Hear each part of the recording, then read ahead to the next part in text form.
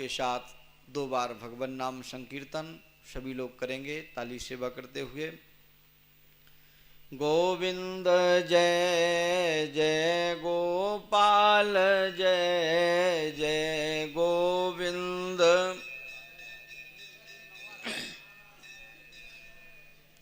राधा रमण हरि गोविंद जय जय श्री राधा रम।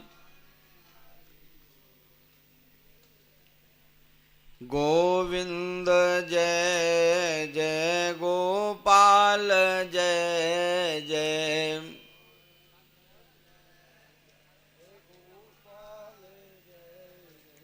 राधा रमण हरि गोविंद जय जय श्री राधा।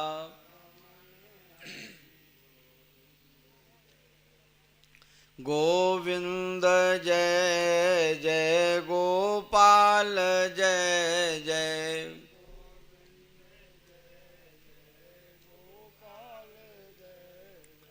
राधा रमण हरि गोविंद जय जय श्री राधा।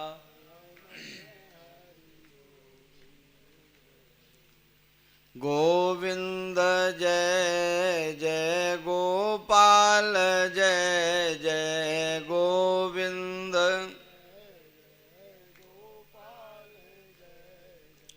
गोविंद जय जय बोलो गोपाल जय जय गोविंद,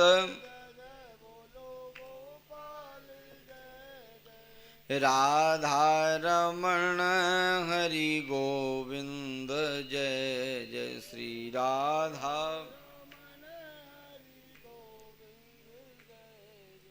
गोविंद जय जय गोपाल जय जय गोविंद,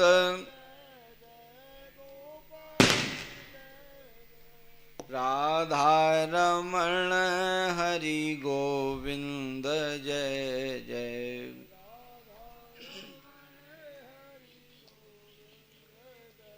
बोलिए राधा रमण सरकार की, भागवत महापुराण की जय जय श्री राधे।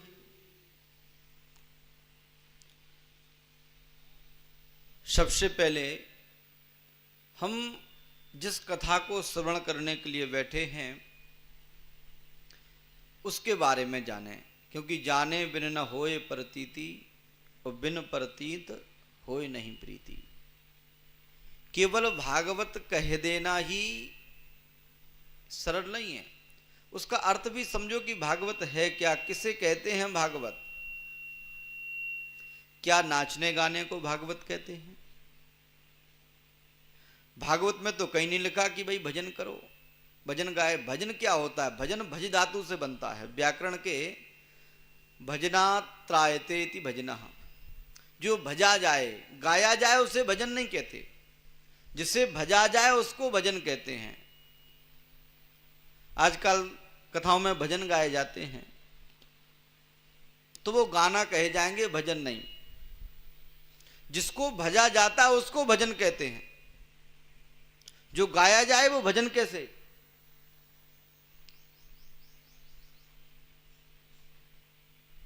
भागवत में केवल नाम संकीर्तन की बात आई है कि नाम संकीर्तन आप कर सकते हैं। नारद पुराण में तो स्पष्ट लिखा है कि भागवत में संगीत वर्जित है। कई चीजें नारद पुराण में बताई गई हैं कि भागवत में संगीत नहीं होना चाहिए, वक्ता के बड़े बड़े बाल नहीं होना चाहिए, नख बड़े नहीं होना चाहिए। कैसा वक्ता होना चाहिए? कहते हैं विरक्तो वैष्णवो विप्रो। वक्ता विरक्त हो, वैष्णव हो, विप्र हो, ऐसा वक्ता होना चाहिए। तो हम विचार करें कि भागवत है क्या, किसे कहते हैं भागवत। भागवत किसे कहते हैं? 4 अक्षर हैं, भागवत। कहते हैं भाके कहे से भाग खुल जात जीवन के, एक लौकिक कहावत है, लेकिन जो शुद्ध अर्थ है वो क्या है? कहते हैं भक्ति, ज्ञान, वैराग और तप, जिसमें ये चारों समाहित हो उसी को भागवत कहते हैं। क्या क्या हो? भा का मतलब भक्ति, गा का मतलब ज्ञान, वा का मतलब वैराग और ता का मतलब तप। भक्ति, ज्ञान, वैराग और तप, जब ये चार चीजें होंगी तब आप भागवत को समझेंगे। भागवत कोई साधारण संहिता नहीं है। पारमहंसायाम संहिता, ये परमहंसों की संहिता है। आजकल भागवत ना तो सुनने वाले बचे और ना कहने वाले बचे। जो भागवत का असली स्वरूप है वो बताया ही नहीं जा रहा है। जो भागवत है उसे बताई ही नहीं जाती है, और ना श्रोता सुनने चाहते हैं कि सही भागवत है क्या, और ना वक्ता कहना चाहता है। श्रोता चाहता है कि हम थोड़ा नच गा लें, भागवत हो गई। वक्ता चाहता है नच गा करके खूब दक्षिणा चढ़ जाए, भागवत हो गई। इसे भागवत कहते हैं क्या? जिसमें भक्ति हो, ज्ञान हो, वैराग्य हो और तप हो, उसे भागवत कहा जाता है।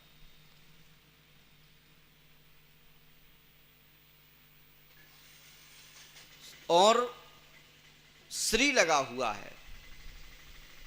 किसी भी पुराण को, हमारे यहां 4 वेद, 6 शास्त्र और 18 पुराण हैं, लेकिन किसी भी पुराण को श्री की उपमा नहीं है।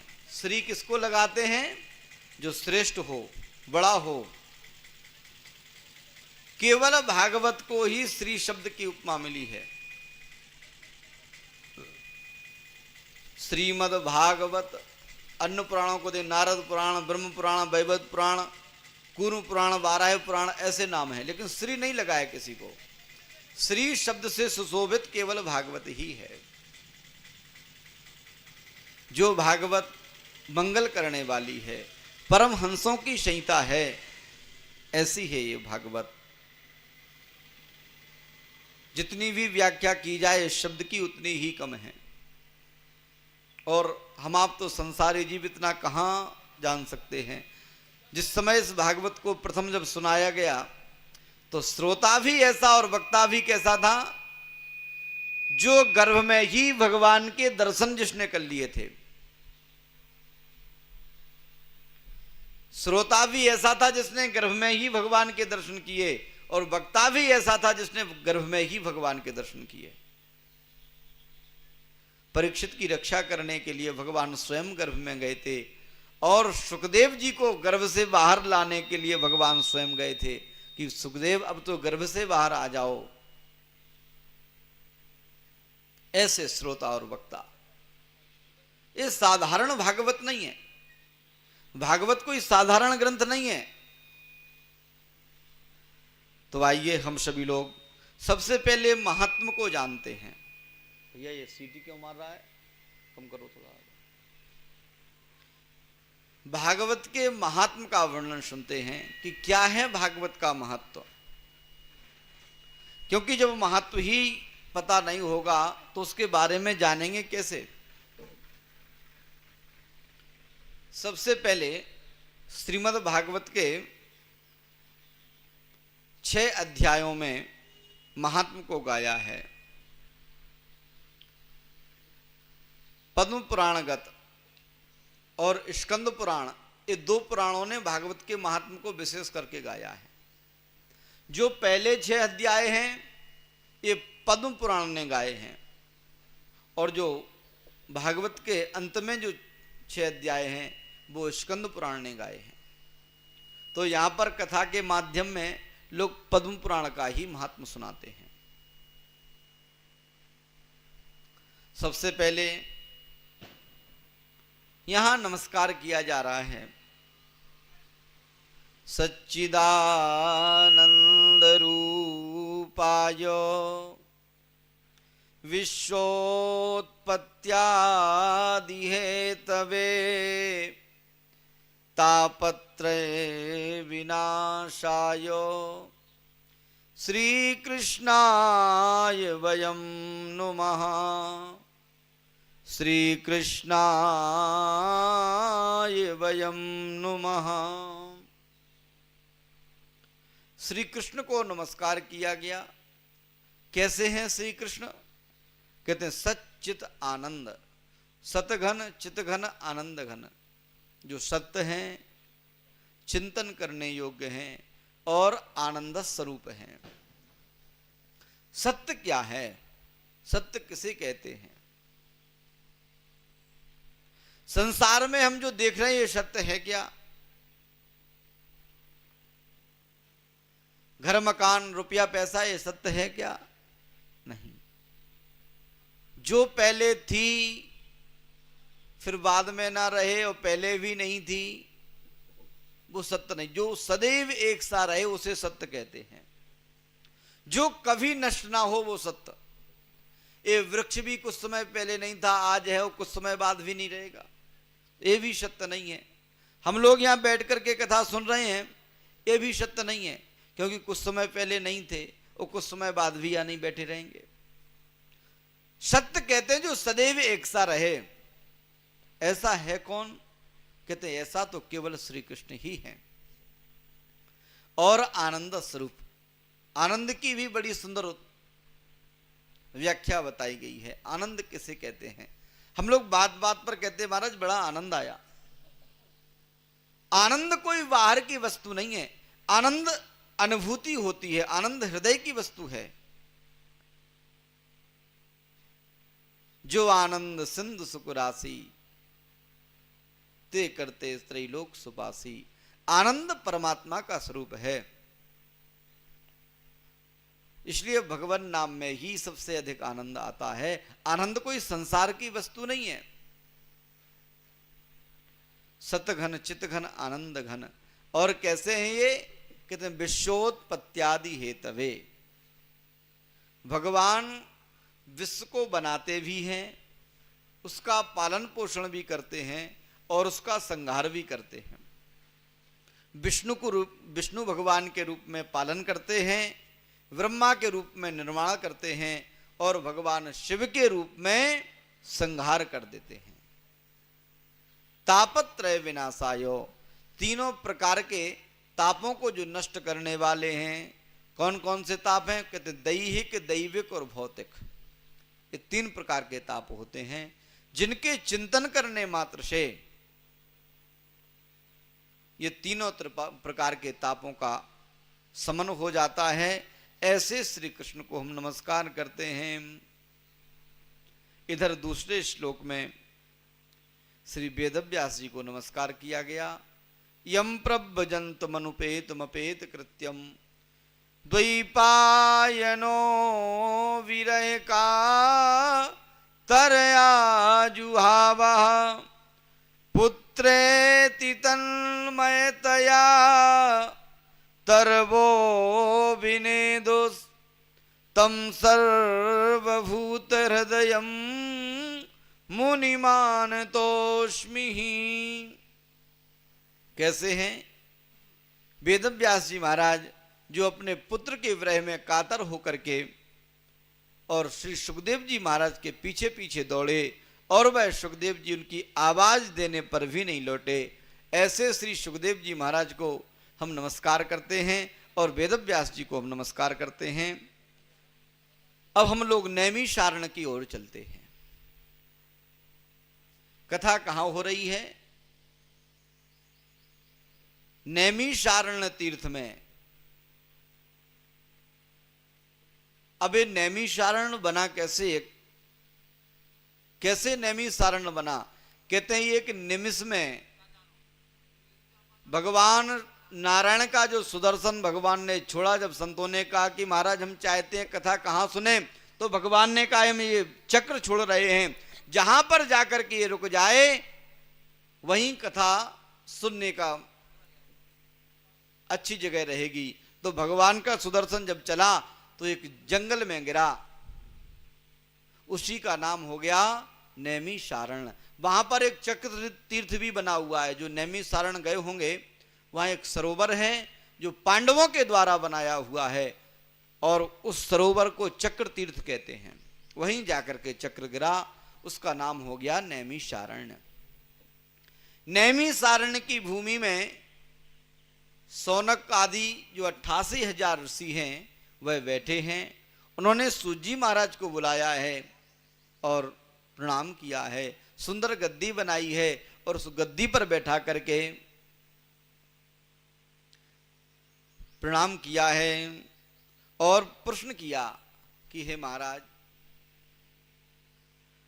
हम लोग बड़ी समस्या में हैं, बहुत भजन करते हैं लेकिन फिर भी मन को कोई शांति नहीं मिलती। अज्ञान द्वांत विध्वंसः सूर्य कोटि समप्रभा। का महाराज, नैमिषारण्य तीर्थ में जो सौनकादि 88 ऋषि बैठे थे, उन्होंने सूत जी से प्रश्न किया कि हे प्रभु, आप अज्ञान को नष्ट करने में करोड़ों सूर्य के समान हो। कितना भी अंधेरा हो, जब सूर्य निकलते हैं तो सारा अंधेरा छट जाता है। ऐसे ही हमारे हृदय में जो अज्ञान बैठा हुआ है, उस अज्ञान को नष्ट करने में आप भी करोड़ों सूर्य के समान हो। इसलिए हे सूत जी महाराज, हमको कोई ऐसी कथा सुनाओ, और कथा ही नहीं, उस कथा का सार सुनाओ। कथा का सार सुनाइए मुझे कुछ, क्योंकि और कैसा हो वो सार, सार कैसा होना चाहिए? कहते हैं भक्ति ज्ञान विरागाप्तो विवेको वर्धते महान। भक्ति ज्ञान और वैराग्य को देने वाला वह सार हो, ऐसा सार आप मुझे सुनाएं। और माया मोहि निरासस्यः वैष्णवे क्रियते कथम। जो वैष्णवों ने जिसे श्रेष्ठ माना हो, ऐसा सार हमें सुनाएं, क्योंकि ये घोर कलिकाल आ गया है और इस कलिकाल में बचने का केवल एक ही साधन है, वो है भगवान की कथा। इसलिए आप मुझे कोई ऐसी कथा सुनाएं जिससे भगवान कृष्ण की प्राप्ति हो। हम जानते हैं कि संसार में चिंतामणिर्लोक सुखम सुरद्रु स्वर्ग संपदाम प्रियक्षति गुरु प्रीतो वैकुंठम योगी दुर्लभम। चिंतामणि केवल लौकिक सुख दे सकती है। चिंतामणि की जो क्षमता है वो केवल लौकिक सुखों की है, और कल्प वृक्ष केवल स्वर्ग तक की संपत्ति दे सकता है। लेकिन सौनकादि, यदि गुरुदेव भगवान प्रसन्न हो जाएं, प्रियक्षति गुरु प्रीतो वैकुंठम योगी दुर्लभम। जो वैकुंठ योगियों के लिए दुर्लभ है, वह वैकुंठ भी क्षण मात्र में मिल सकता है। वैकुंठम योगी दुर्लभम प्रियक्षति गुरु प्रीतो वैकुंठम योगी दुर्लभम। यदि गुरु प्रसन्न हो जाएं तो वह वैकुंठ भी क्षण मात्र में प्राप्त हो सकता है। ऐसी गुरु की कृपा है। तब सूत जी महाराज कहते हैं कि हे सौनकादि ऋषियों, कालव्याल मुखग्रासः त्रास निर्णासयेतवे श्रीमद्भागवतम शास्त्रम कलौ कीरेण भासितम। ये जो संसार है, इस समय जो है ना, इस समय ही एक काल है। समय क्या है? समय को काल कहते हैं। तो कहते हैं काल ब्याल मुख ग्रासः, काल के गाल में हम सभी लोग जाते जा रहे हैं। हमारी आयु धीरे धीरे क्षीण होती जा रही है, धीरे धीरे एक एक वर्ष करके, एक एक क्षण करके हमारी आयु का कम होता जा रहा है। इसलिए हे शौनकादि ऋषियों, अब मैं एक ऐसा कथान आपको एक कथानक सुनाता हूं, एक ऐसा इतिहास सुनाता हूं, आप लोग ध्यान से सुने। कहते एक समय की बात है। भैया ये पंखा या तो इधर को लगा दो, ऐसे चालू करो। था वक्तुम सभायाम संसिते सुखे, उस समय की बात है जिस समय परीक्षित को श्राप लग गया था और परीक्षित गंगा किनारे बैठे हुए थे सुखताल पर। जब सुखदेव जी महाराज वहां आए हैं और कथा सुनाने के लिए जैसे ही प्रारंभ हुए, उसी समय देवता वहां आए और देवताओं ने कहा कि हे सुखदेव जी महाराज, आप एक काम करिए, ये जो भागवत आप परीक्षित को सुना रहे हैं, इस भागवत को आप मुझे सुना दें, और ये जो अमृत है ये परीक्षित को पिला दें, क्योंकि परीक्षित को भय है कि उसके पास केवल 7 ही दिन हैं। सुखदेव जी ने जैसे ही देवताओं को देखा और डांट करके फटकार करके भगा दिया, कहा अरे देवताओं, शर्म नहीं आती तुमको? क्वा स्वधा क्वा कथा लोके, क्वा कांचा क्वा मणिर्महान, ब्रह्म रात्रो विचारैवं तदा देवान जहासहा। देवताओं का उपहास उड़ाते हुए, हंसी करते हुए सुखदेव जी ने कहा, अरे देवताओं, तुमको शर्म नहीं आती है? तुम एक कांच के बदले बहुमूल्य मणि लेना चाहते हो? आप किसी सुनार के पास जाएं और एक कांच का टुकड़ा लेके जाएं, कहें भैया एक कांच का टुकड़ा आप रख लो और कोई मणि मुझे दे दो, तो क्या सुनार आपको देगा? अरे देने की तो बात छोड़ो, दुकान के बाहर से ही भगा देगा। आज देवता भी अदला बदली करने के लिए गए हैं और देवता कहते हैं कि हे सुखदेव जी महाराज, इस कथामृत को आप मुझे पिला दो और ये जो अमृत है स्वर्ग का, ये परीक्षित को पिला दो। डांट करके भगा दिया सुखदेव जी ने। अब देवता अपमान नहीं सह सके, दौड़े दौड़े ब्रह्मा जी के पास गए और ब्रह्मा जी से बोले, क्या ये मनुष्य हमसे बड़े हैं? ब्रह्मा जी ने कहा क्या बात है? कहा आज हम सुखदेव जी के पास गए और कथा सुनने की इच्छा की, और वो भी बदले से।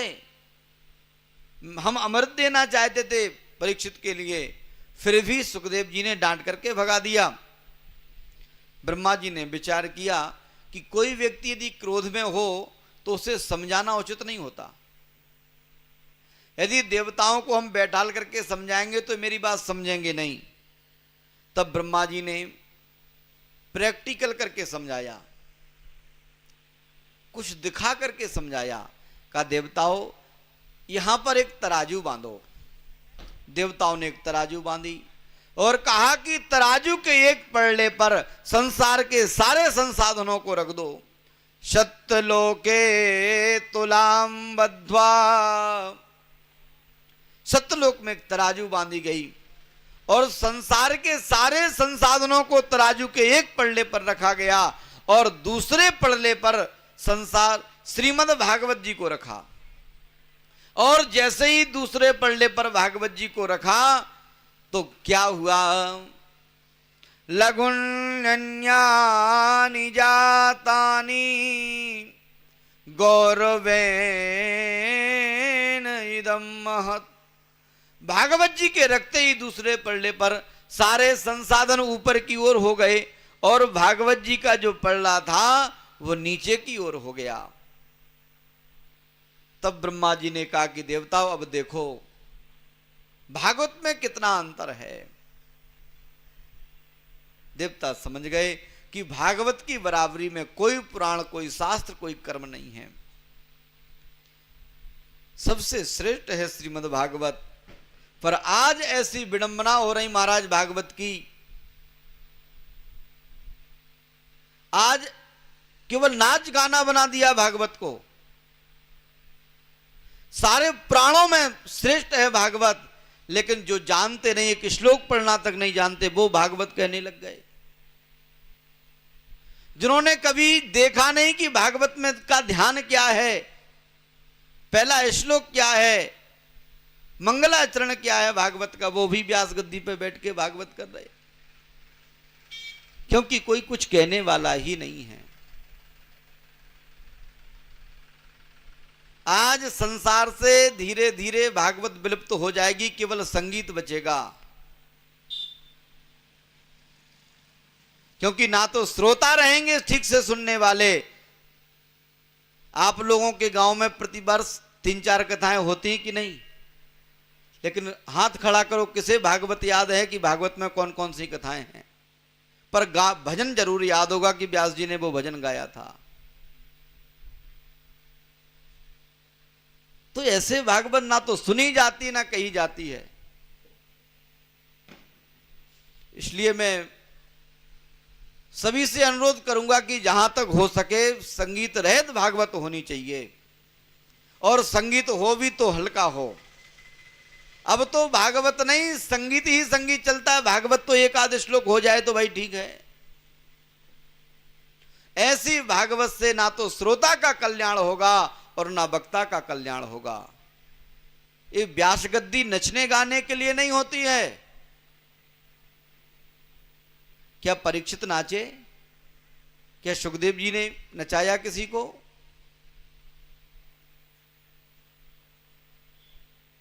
केवल संकीर्तन कहा गया है भागवत में कि आप संकीर्तन करो। केवल भगवान नाम लेने के लिए कहा गया। कोई वक्ता बता दे मुझे कि यहां लिखा है कि आप भजन गा करके भागवत करो। भागवत में लिखा है श्लोक गायन करो, पदों को गाओ। एक से एक गीत भागवत में स्वयं है।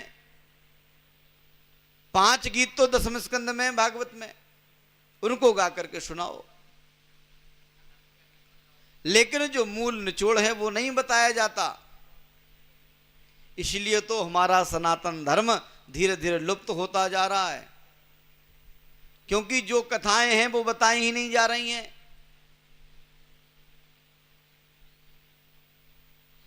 जो भागवत में लिखा है वो परोसा ही नहीं जा रहा है।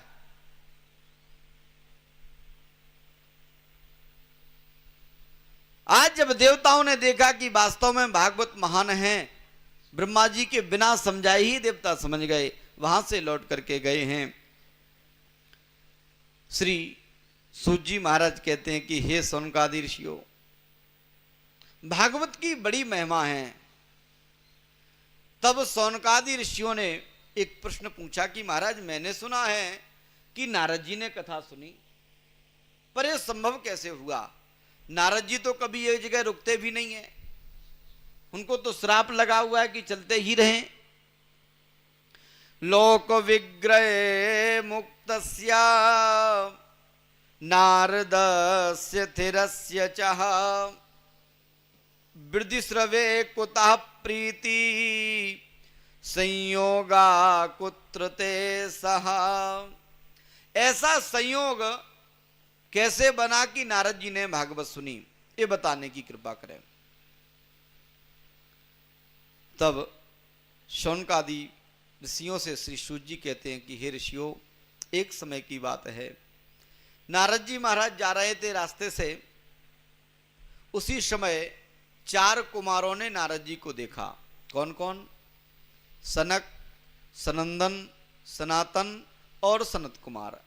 ये 4 कुमारों ने नारद जी को देखा। यद्यपि ये नारद जी के बड़े भाई हैं, क्योंकि ब्रह्मा जी के प्रथम पुत्र हैं ये चारों, लेकिन अवस्था आज भी 4 ही वर्ष की है।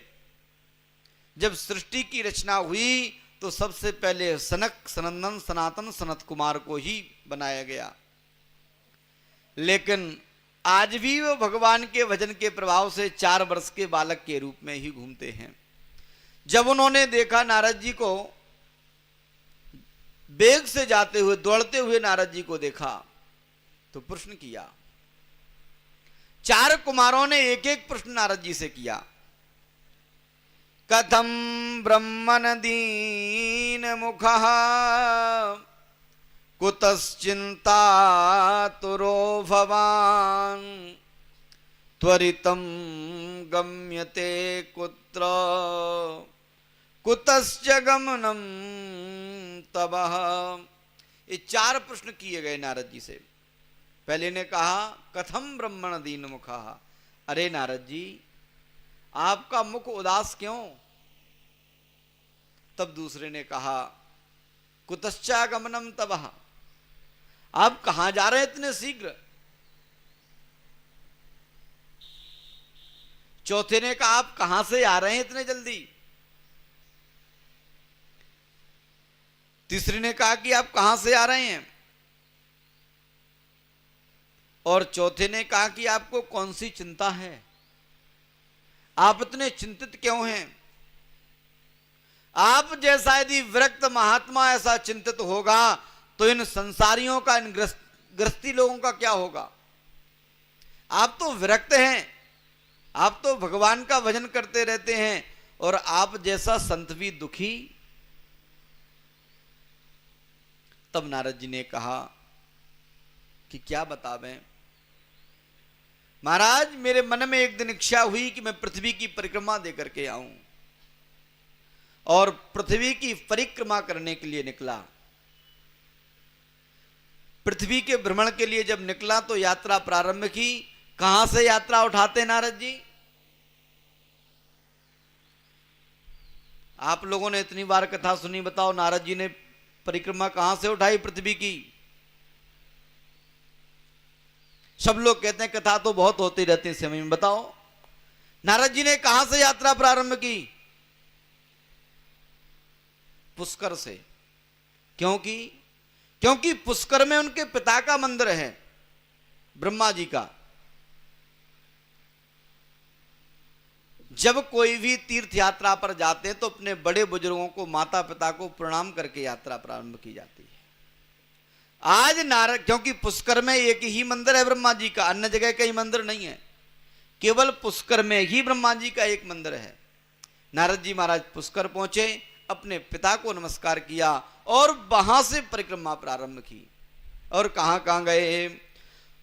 अहम तु पृथ्वीं यातो ज्ञात्वा सर्वोत्तमहमिति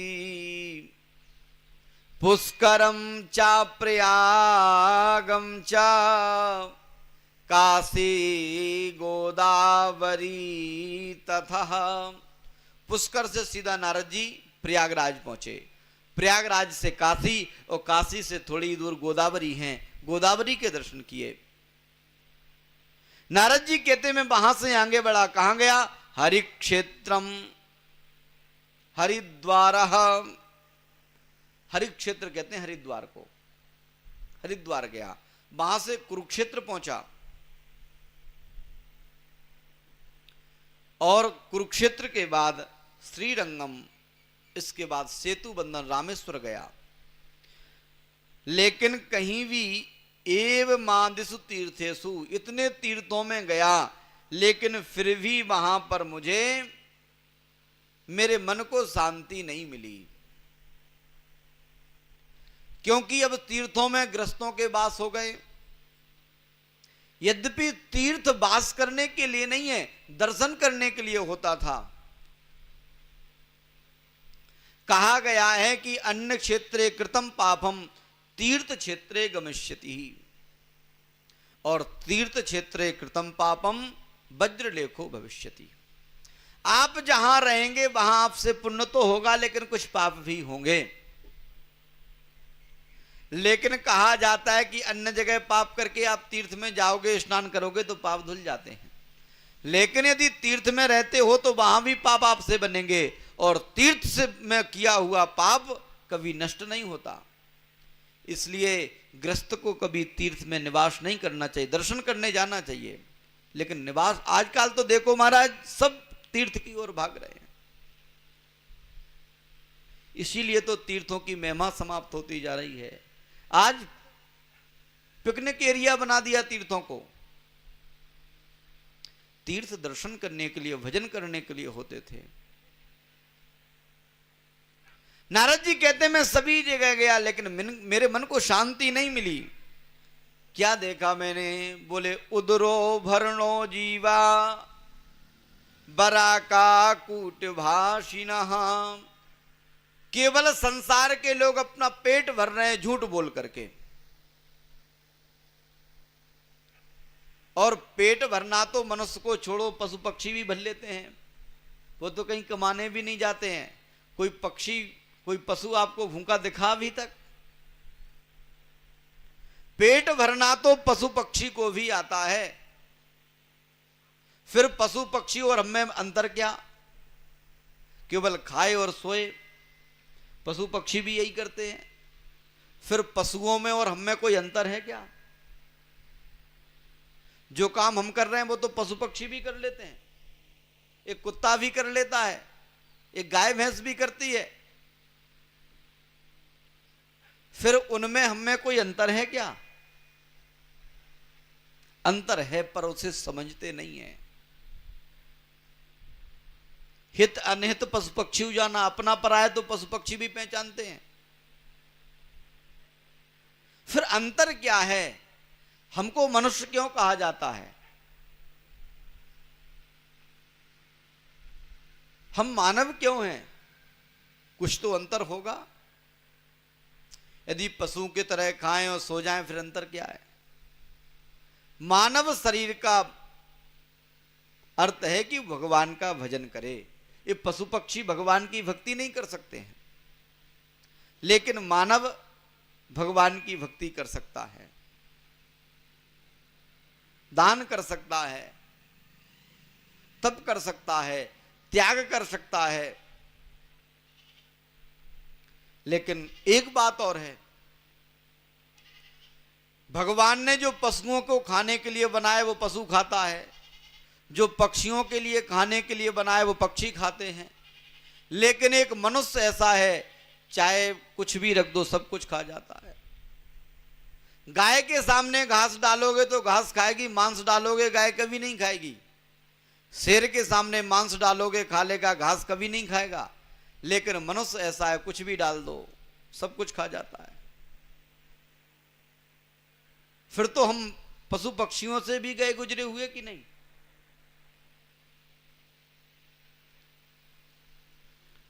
नारद जी कहते महाराज और कैसे हो गए हैं? बोले मंदा सुमंद मतयो मंद भाग्य उपद्रता। लोगों की बुद्धि मंद हो गई है महाराज। बुद्धि मंद हो गई ठीक है, लेकिन भाग्य भी मंद और मति भी मंद हो गई है। तीनों ही मंद। लोग सोचते हैं भी तो भी उल्टा सीधा सोचते हैं, अच्छा किसी के बारे में सोचते ही नहीं है। मन मंद है, बुद्धि मंद है और भाग्य भी मंद है। और महाराज पाखंड निर्ताह संतो विरक्ता सा परिग्रहा। जो वास्तव में साधु इनका उनको पूछे ही नहीं जा रहा है, और जाके नकर जटा विशाला ते समझो प्रसिद्ध कलिका, उनको बड़ी राम राम हो रही है। क्योंकि अब ये दुनिया दिखावा की हो गई। ऐसी स्थिति नारद जी कहते हैं जब मैंने देखा। और क्या देखा? बड़ी सुंदर बात नारद जी कहते हैं तरुणी प्रभुता गे शाल को बुद्धिदायका। घर में नई बहुओं का चलावा हो गया। ये हम नहीं कह रहे हैं, भागवत जी में लिख सका है 4-5,000 वर्ष पहले। क्या लिखा है? बोले तरुणी प्रभुता गे शाल को बुद्धिदायका। महाराज घर में बहुओं का चलावा हो गया, सासों की कोई सुनता ही नहीं है, और सलाह भी माता पिता से नहीं, कोई सलाह लेने तो सियाल को बुद्धिदायक का, ससुराल से साले साहब को बुलाया जाता है, उनसे सलाह ली जाती है। ऐसा एक कलिकाल आ गया, कोई अपने बड़े बुजुर्गों को बुलाता नहीं है सलाह लेने के लिए। और कन्या विकृणो लोभात दंपति नाम चकल कनम, कन्याओं का क्रय विक्रय होने लग गया है संसार में, और पति पत्नी में भी झगड़े होने लग गए हैं। ऐसा कलयुग आ गया है। नारद जी कहते मैं सारे पृथ्वी पर गया लेकिन कहीं भी मुझे शांति दिखाई नहीं दी। तब मैंने विचार किया कि क्यों ना हो वृंदावन की ओर चलूं, क्योंकि हमारे कृष्ण कन्हैया भी कुछ समय पहले ही वृंदावन को छोड़ करके गए हैं। हो सकता है वृंदावन में शांति हो, वहां मेरा मन लगे। नारद जी कहते हैं कि हे सनत कुमारो, मैं जैसे ही वृंदावन गया और यमुना के किनारे किनारे जा रहा था, वहां पर एक युवती बैठी थी, उसकी गोदी में 2 वृद्ध पुरुष पड़े हुए थे, कई स्त्रियां उसकी सेवा में बैठी थीं। तो मैंने विचार किया कि दूसरे मार्ग से निकल जाऊं। जैसे ही मैं अपना मार्ग बदलने लगा, तभी उस युवती ने मुझे आवाज दी, भो भो साधु चणम तिष्ठा मच्चिंतामपि नाशया दर्शनम तब लोकस्य शर्वथाग हरम परम। वो साधु, अरे साधु बाबा 2 मिनट मेरी, एक क्षण मेरी बात सुनते जाओ। मुझे पता है कि आपके दर्शन करने मात्र से संसार के सभी कष्ट दूर हो जाते हैं। नारद जी गए हैं। नारद जी ने कहा, बताएं देवी क्या कष्ट है, कौन हो तुम? कासित्वम का विमौ चैमा नार्या का पद्मलोचना वद देवी सविस्तारम स्वस्य दुःखस्य कारणम। अरे हे देवी, आपके दुख का कारण क्या है? आप मुझे विस्तार से बतावें। आपके समक्ष ये स्त्रियां बैठी हैं, ये कौन हैं? आपकी गोदी में जो 2 वृद्ध पुरुष पड़े, ये कौन हैं? बताने की कृपा करें। तब उस देवी ने बड़ी सुंदर बात कही। कहे नारद जी, अहम भक्ति रीति ख्यातौ इमौ में तनयौ मतौ ज्ञान वैराग्य नामानौ काल योगेन जर्जरौ। हे नारद जी, मेरा नाम भक्ति है, और ये जो 2 वृद्ध पुरुष मेरी गोदी में आप देख रहे हो,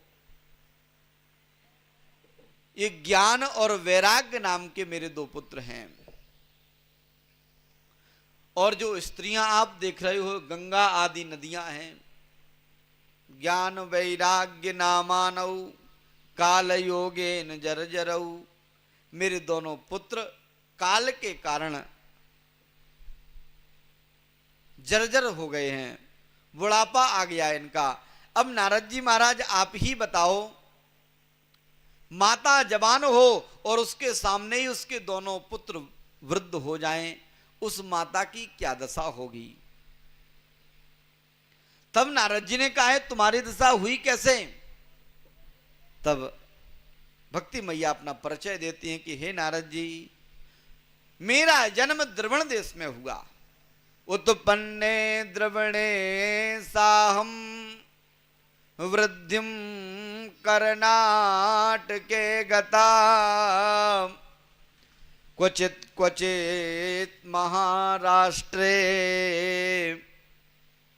गुर्जरे जीर्णताम गतः। हे नारद जी, मेरा जन्म द्रवण देश में हुआ। मैं थोड़ा तो क्या हुआ? बोले वृंदावनम पुनः प्राप्या नवनैव स्वरूपणी। वृंदावन में आते ही मैं तो नवीन युवती बन गई, लेकिन मेरे दोनों पुत्र वृद्ध हो गए। नारद जी ने कहा मैया आप चिंता ना करें, भगवान सब पर कृपा करने वाले हैं, वह परमात्मा आप पर भी कृपा करेगा, आप भगवान का भजन करो। नारद जी महाराज ने ज्ञान और वैराग्य को वेद वेदांत घोषश्च गीता पाठई मुहु मुहु, वेद और वेदांतों को सुनाया और गीता का पाठ भी बार बार, एक बार नहीं कई बार गीता का पाठ सुनाया। केवल करवट लेते हैं ज्ञान वैराग और मूर्छित पड़े हैं। गीता का पाठ सुनने पर थोड़ा होश आता है कि करवट बदलते हैं। उनकी चेतना दूर नहीं हुई, अचेतावस्था में पड़े हैं। नारद जी कहते हैं कि हे सनकादि ऋषियों, अब आप ही बताओ, मैंने बहुत प्रयास किया ज्ञान वैराग्य के बुढ़ापे को दूर करने का, लेकिन कोई भी प्रयास सफल नहीं हुआ। तब आकाशवाणी हुई है, अरे नारद जी सत्कर्म सूचको नूनम ज्ञान यज्ञ स्मृतो बुधई, आप सत्कर्म करिए और सत्कर्म ही ज्ञान वैराग्य के बुढ़ापे को दूर करेगा। नारद जी ने कहा कि इतना बड़ा सत्कर्म, सत्कर्म और क्या हो सकता है? मैंने वेदों का पाठ सुनाया, मैंने वेदों का पाठ सुनाया, गीता का पाठ सुनाया, अब इससे बड़ा सत्कर्म क्या हो सकता है? तब नारद जी कहते हैं मैं निकला, सभी जगह सभी साधु संतों के पास पहुंचा, सबसे पूछता हूं कि सत्कर्म क्या है। जैसे ही संतों को पता चलता है कि नारद जी आश्रम में आ रहे हैं, तो कुछ संत तो आश्रम को छोड़कर के ही चले गए और कुछ संत मौन धारण कर लिए। अपने शिष्यों से कहा कि यदि नारद जी आए तो बोल देना कि गुरु जी का मौन धारण है। सब विचार करते हैं कि नारद जी जैसा विद्वान व्यक्ति नहीं जानता कि सत्कर्म क्या है, तब हम आप कैसे जान सकते हैं? नारद जी कहते हैं कि हे सनत कुमार, हे ऋषियों, अब आप ही बताओ उन ज्ञान और वैराग्य का बुढ़ापा कैसे दूर हो। सनत कुमारों ने कहा नारद जी चिंता करने की कोई बात नहीं है, आप स्वयं जानते हो कि सत्कर्म क्या है। नारद जी ने कहा मैं? कहा हाँ आप जानते हो सत्कर्म क्या है। कहा महाराज क्या है सत्कर्म? बोले ज्ञान यज्ञ स्मृतो बुधई श्रीमद् भागवती वार्ता, श्रीमद् भागवत की कथा ही ज्ञान और वैराग्य के बुढ़ापे को दूर कर सकती है, यही सत्कर्म है। तब गंगा जी के किनारे श्रीमद् भागवत की कथा प्रारंभ हुई है। जैसे ही सबको पता चला कि नारद जी जैसा श्रोता और सनक सनंदन सनातन सनत कुमार जैसा वक्ता है,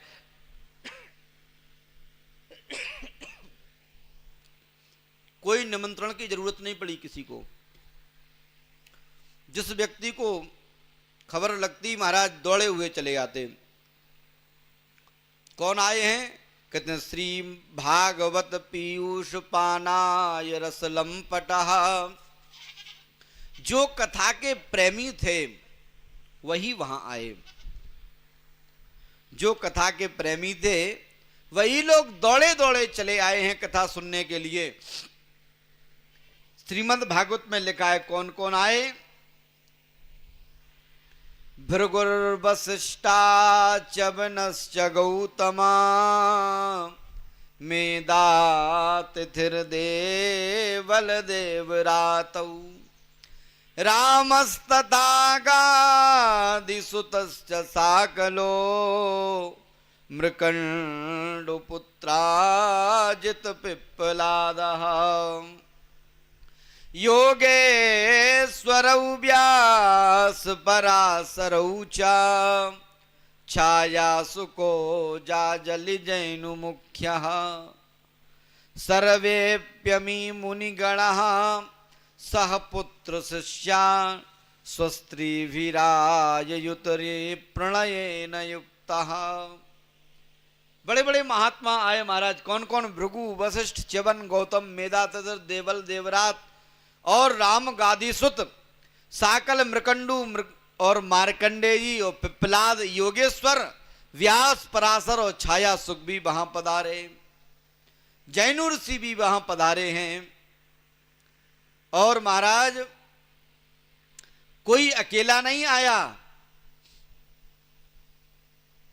कोई भी कथा सुनने अकेला नहीं गया। शास्त्र निर्देश देता है कि आप कथा सुनने जाएं, मंदिर जाएं, तीर्थ यात्रा पर जाएं तो अकेले नहीं। सर्वेप्यमी ऋषिगण, जो ग्रस्त थे वो अपनी पत्नी और पुत्रों के सहित आए। जो विरक्त थे वो अपने शिष्यों को साथ लेकर के आए। इसलिए तो पत्नियों के नाम के आगे धर्म पत्नी लगता है, क्योंकि वह बिना उनके धर्म नहीं होता है और यज्ञ तो होता ही नहीं है। हम आप जब मंदिर जाते हैं तो अपने बच्चों को, यही तो संस्कार नहीं है। संस्कार कोई बाजार से खरीदने पर नहीं मिलते हैं, संस्कार स्वयं देने पड़ते हैं। आज स्कूल में संस्कार नहीं दिए जाते, स्कूल में केवल पढ़ाया जाता है। स्कूल में पढ़ाया जाता है, संस्कार नहीं दिए जाते। इसलिए संस्कार माता पिता को स्वयं देने चाहिए अपने बच्चों को। और जब संस्कार नहीं दोगे तो बच्चे तो बिगड़ेंगे ही। फिर इसमें दोष किसका है?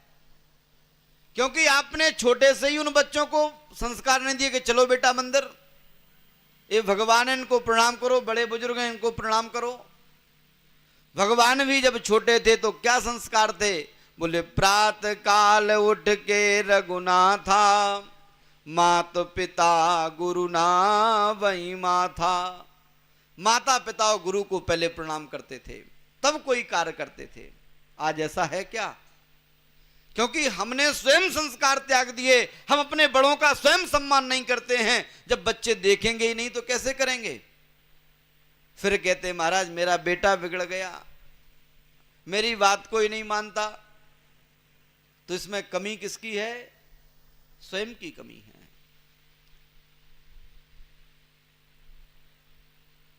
संस्कार सबसे श्रेष्ठ है और संस्कार जन्म से नहीं मिलते।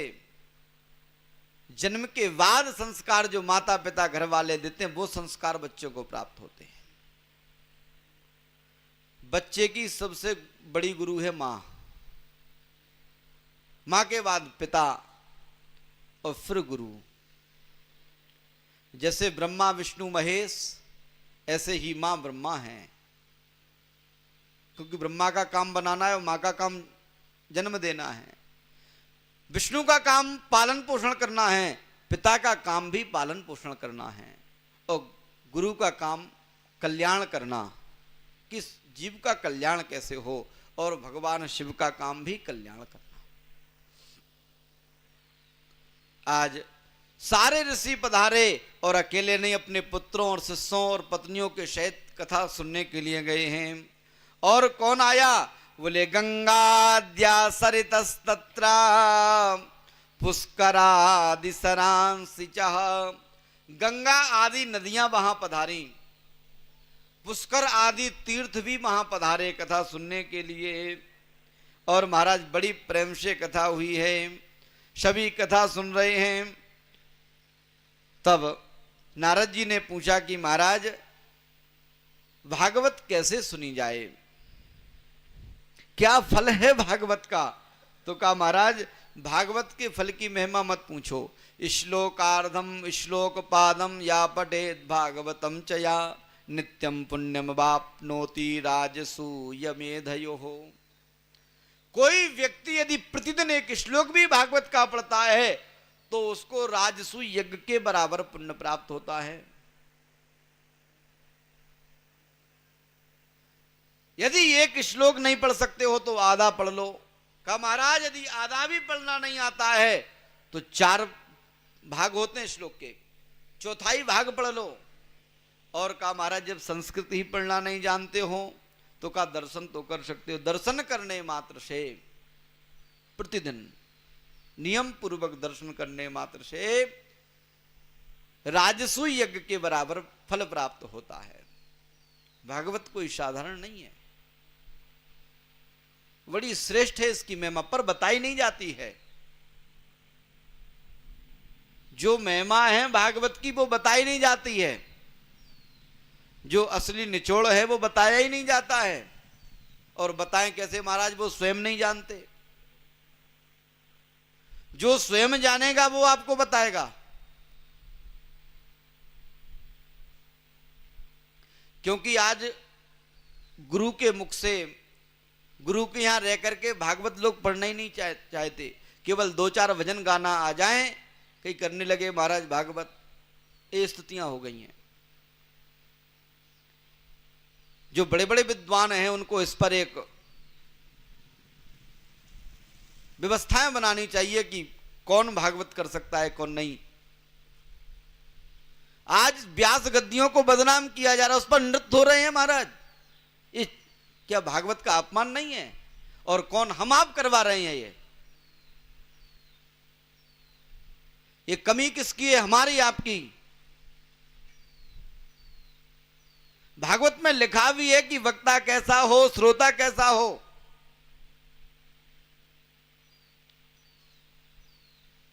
वक्ता और श्रोता के कई लक्षण बताएं, कई नियम हैं। लेकिन आजकल तो महाराज क्या कहना, कुछ भी किसी का विरोध करो तो भी गलत।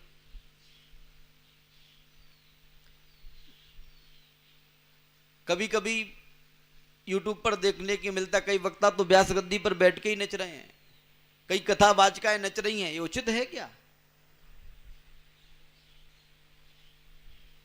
मैं तो चाहता हूं कि भागवत से संगीत बंद होना चाहिए।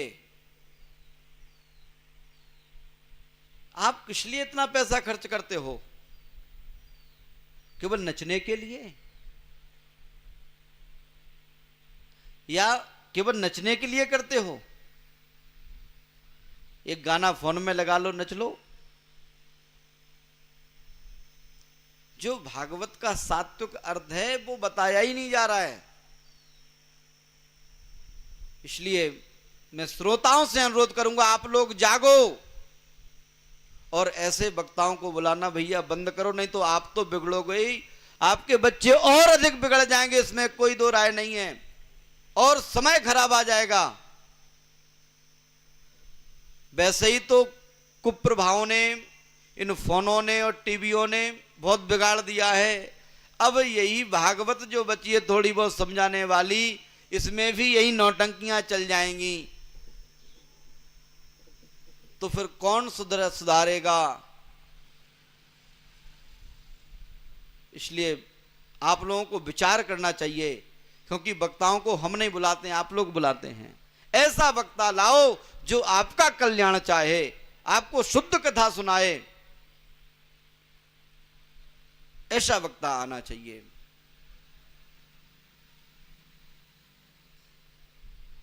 कहा महाराज ये भागवत किसका कल्याण कर सकती है, कैसे लोगों का कल्याण कर सकती है? कहते हैं आजन्ममप्येन सठेन किंचित चित्तम विधाय सुख शास्त्र कथा न पीता चंडाल वच्च गर्भवदतेन नीतम मिथ्या स्वजन्म जननी जन दुख भाजः। कहते हैं आजन्ममप्येन सठेन किंचित, जिस व्यक्ति ने अपने जन्म से लेकर के अंत तक कभी कोई सत्कर्म किया ही नहीं हो, ऐसा व्यक्ति, चित्तम विधाय, जिसने कभी अपने चित्त में भगवान का चिंतन किया ही नहीं हो, ऐसा व्यक्ति जिसने कभी कथा नहीं सुनी हो, जो चंडाल के समान आचरण करता हो, उस व्यक्ति को के जन्म को तो धिक्कार है। मिथ्या स्वजन्म जननी जन दुख भाजा। जिस व्यक्ति ने अपने जीवन में कभी कथा नहीं सुनी, धिक्कार है उसके जीवन को, धिक्कार है उसकी माता को। उसने व्यर्थ में ही प्रसव की पीड़ा दी है अपनी मां को। महाराज दुर्लभई कथा लोके श्रीमद् भागवत, बड़ी दुर्लभ है कथा ये, बड़े ध्यान से सुननी चाहिए, एक एक शब्द को अपने जीवन में उतारना चाहिए। और ये भागवत तो महाराज सबका कल्याण करने वाली है। यत् बलम नास्ति तपसा न योगेन समाधिना अनायासेन तत्सर्वं सप्ताय श्रवणं भवेत्।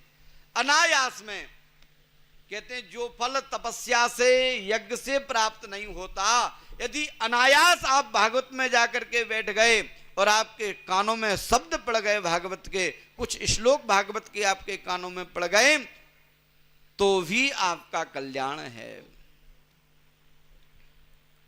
महाराज पूछा है नारद जी ने कि महाराज और कैसे कैसे जीवों का कल्याण हो सकता है भागवत से, उस प्रश्न को भी बताया है। इधर जिस समय कथा चल रही थी कि मध्य में, कथा के मध्य में एक युवती प्रकट हुई, उसके साथ दो पुरुष प्रकट हुए, दो बच्चे छोटे छोटे प्रकट हुए और वह नृत्य करने लग गए। भक्ति सुतौ त्वौ तरणौ गृहीत्वा प्रेमैक राशि सहसा विरासी। श्री कृष्ण गोविंद हरे मुरारी नाथेति नामानि मुहुर्वदन्ति। श्री कृष्ण गोविंद हरे मुरारी हे नाथ नारायण वासुदेवा। श्री कृष्ण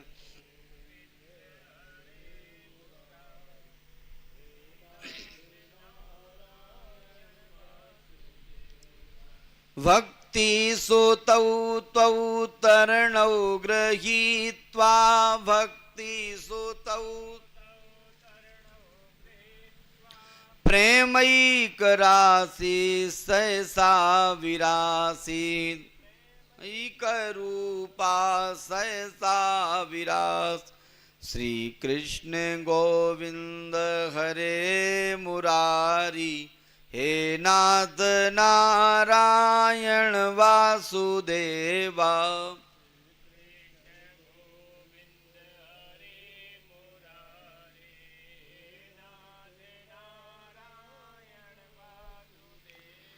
बोलिए राधा रमण सरकार की। उसी समय बड़ा अचंबा हुआ महाराज, सभी के मध्य में एक युवती प्रकट हुई दो पुत्रों को लेकर के, और भगवान का नाम लेकर के नृत्य करने लग गई। सभी एक दूसरे की मुख की ओर देखने लग गए, भैया ये युवती कौन है कौन है। तभी शनकादि ऋषियों ने कहा ये भगवान की प्रिया भक्ति महारानी हैं। भक्ति ने कहा महाराज हमको बैठने का कोई स्थान बताओ, मैं कहां बैठूं, क्योंकि सारा पंडाल भरा हुआ है, कहीं जगह नहीं है, मैं कहां बैठूं। तब सनत कुमार कहते हैं सकल भुवन मध्य निर्धनास्ते पिधन्या निवसति हृदि तेषां भक्ति सूत्रोपनिध्या। हरि रपि निज लोकम सर्वता तो विहाया प्रवसति हृदि तेषां भक्ति सूत्रोपनिध्या। अरे भक्ति, तुम जहां जाती हो वहां भगवान तो स्वतः ही चले आते हैं।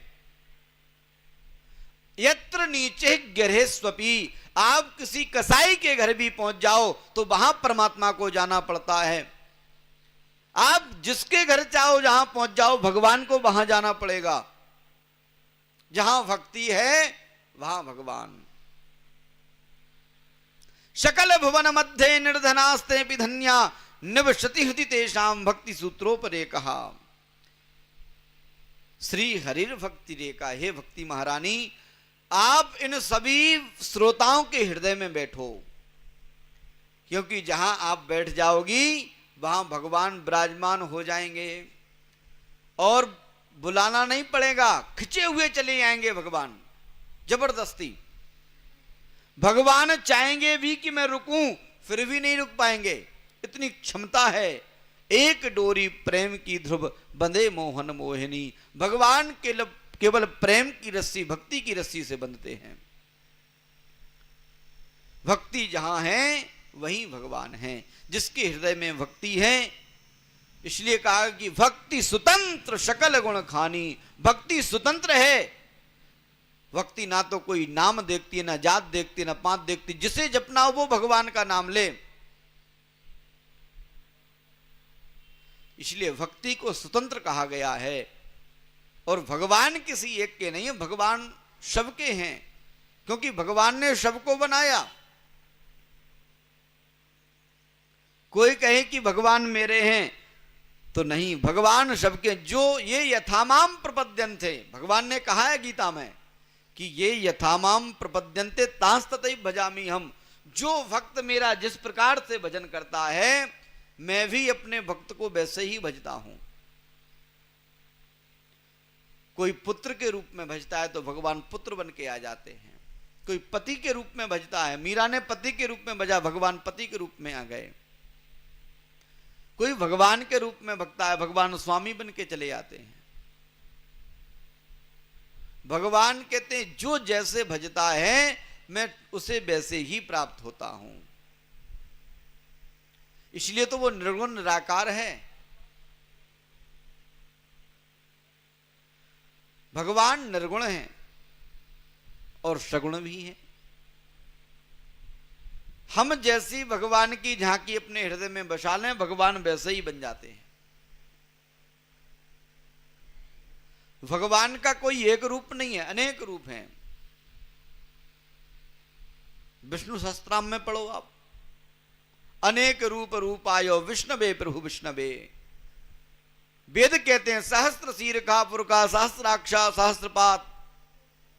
वेदों ने ही भगवान को कहा है कि भगवान आपके अनंत हाथ हैं, अनंत नेत्र हैं, अनंत भुजाएं हैं। भगवान अनंत हैं। भक्ति से कहा कि हे भक्ति मैया आप इन सभी श्रोताओं के हृदय में बैठ जाओ। और उसी दिन से भक्ति सभी श्रोताओं के हृदय में वास करने लग गई। और जहां भक्ति है वहां भगवान रहते हैं।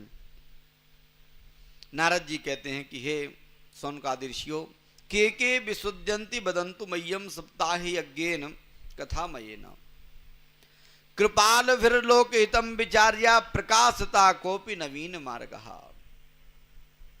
ऐसे कौन से व्यक्ति हैं, कौन से जीव हैं जिनका भागवत से उद्धार हो जाता है और जिनका नहीं होता? ऐसे भी कोई हो तो बताओ, और फिर उनके लिए क्या मार्ग है वो मुझे बताओ। ऐसा प्रश्न जब नारद जी ने किया कि भागवत की कथा से कौन कौन जीव शुद्ध होते हैं, कैसे कैसे लोगों की मुक्ति हो जाती है भागवत से, तब सनत कुमार कहते हैं कि हे नारद जी, ए मानवा पाप कृतस्तु सर्वदा सदा दुराचार रता विमार्गः क्रोधग्नि दगदा कुटलश्च कामिना सप्ताह यज्ञेन कलौ पुनन्ति ते। कहते ये मानव, कौन मानव? बोले पाप कृतस्तु सर्वदा, जो सदैव पाप करने में लगे रहते हैं, जो अपने मन से भी कभी कोई पुण्य नहीं करते, कोई मन से भी अच्छा काम नहीं करते, ऐसे मानव सदा दुराचार रता विमार्गः, जो सदैव गलत रास्ते पर ही चलते रहते हैं। ऐसे व्यक्ति जो क्रोधी हैं, कामी हैं, कुटिल हैं, लोभी हैं, ऐसे व्यक्ति सप्ताह यज्ञेन कलौ पुनन्ति ते। इन सारे जीवों का उद्धार श्रीमद् भागवत की कथा से होता है। सत्येन हीना प्रतिमात्र दूषका, जो सत्य से हीन है, माता पिता की सेवा से हीन है, जिन्होंने कभी माता पिता की सेवा नहीं की। तृष्णक कुलाश्चर्म धर्म वर्जिता, जो अपने कुल से रहित हो गए हैं, धर्म से रहित हो गए हैं। ये दंबिका मत्सरणो पिसिंह का शपता ही अज्ञेन कलौ पुनंतिते, जो दंभी हैं, अभिमानी हैं, हिंसक हैं, ऐसे व्यक्ति का भी, ऐसे जीव का भी श्रीमद् भागवत की कथा उद्धार कर सकती है, ऐसी क्षमता है। महाराज कहां तक गिनाए, कई श्लोकों में वर्णन है, लेकिन आज कथा अभी बड़ी लंबी है और समय भी होता जा रहा है। तब नारद जी ने कहा कि महाराज कोई उदाहरण बताओ, किसी का उद्धार हुआ है?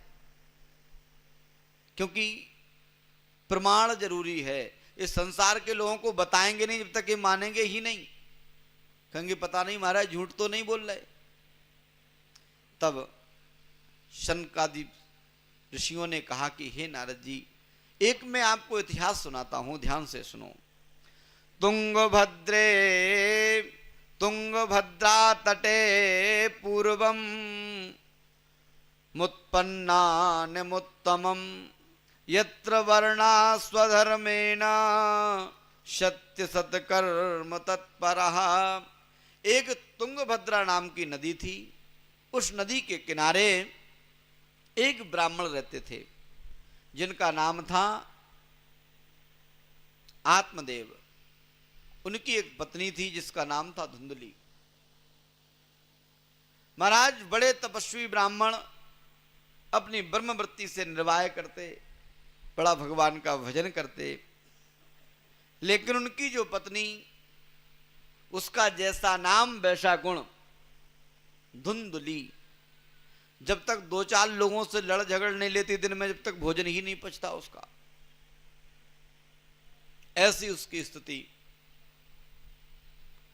लेकिन सारे सुख थे पंडित जी के घर पर, एक कमी, क्या? संतान नहीं थी।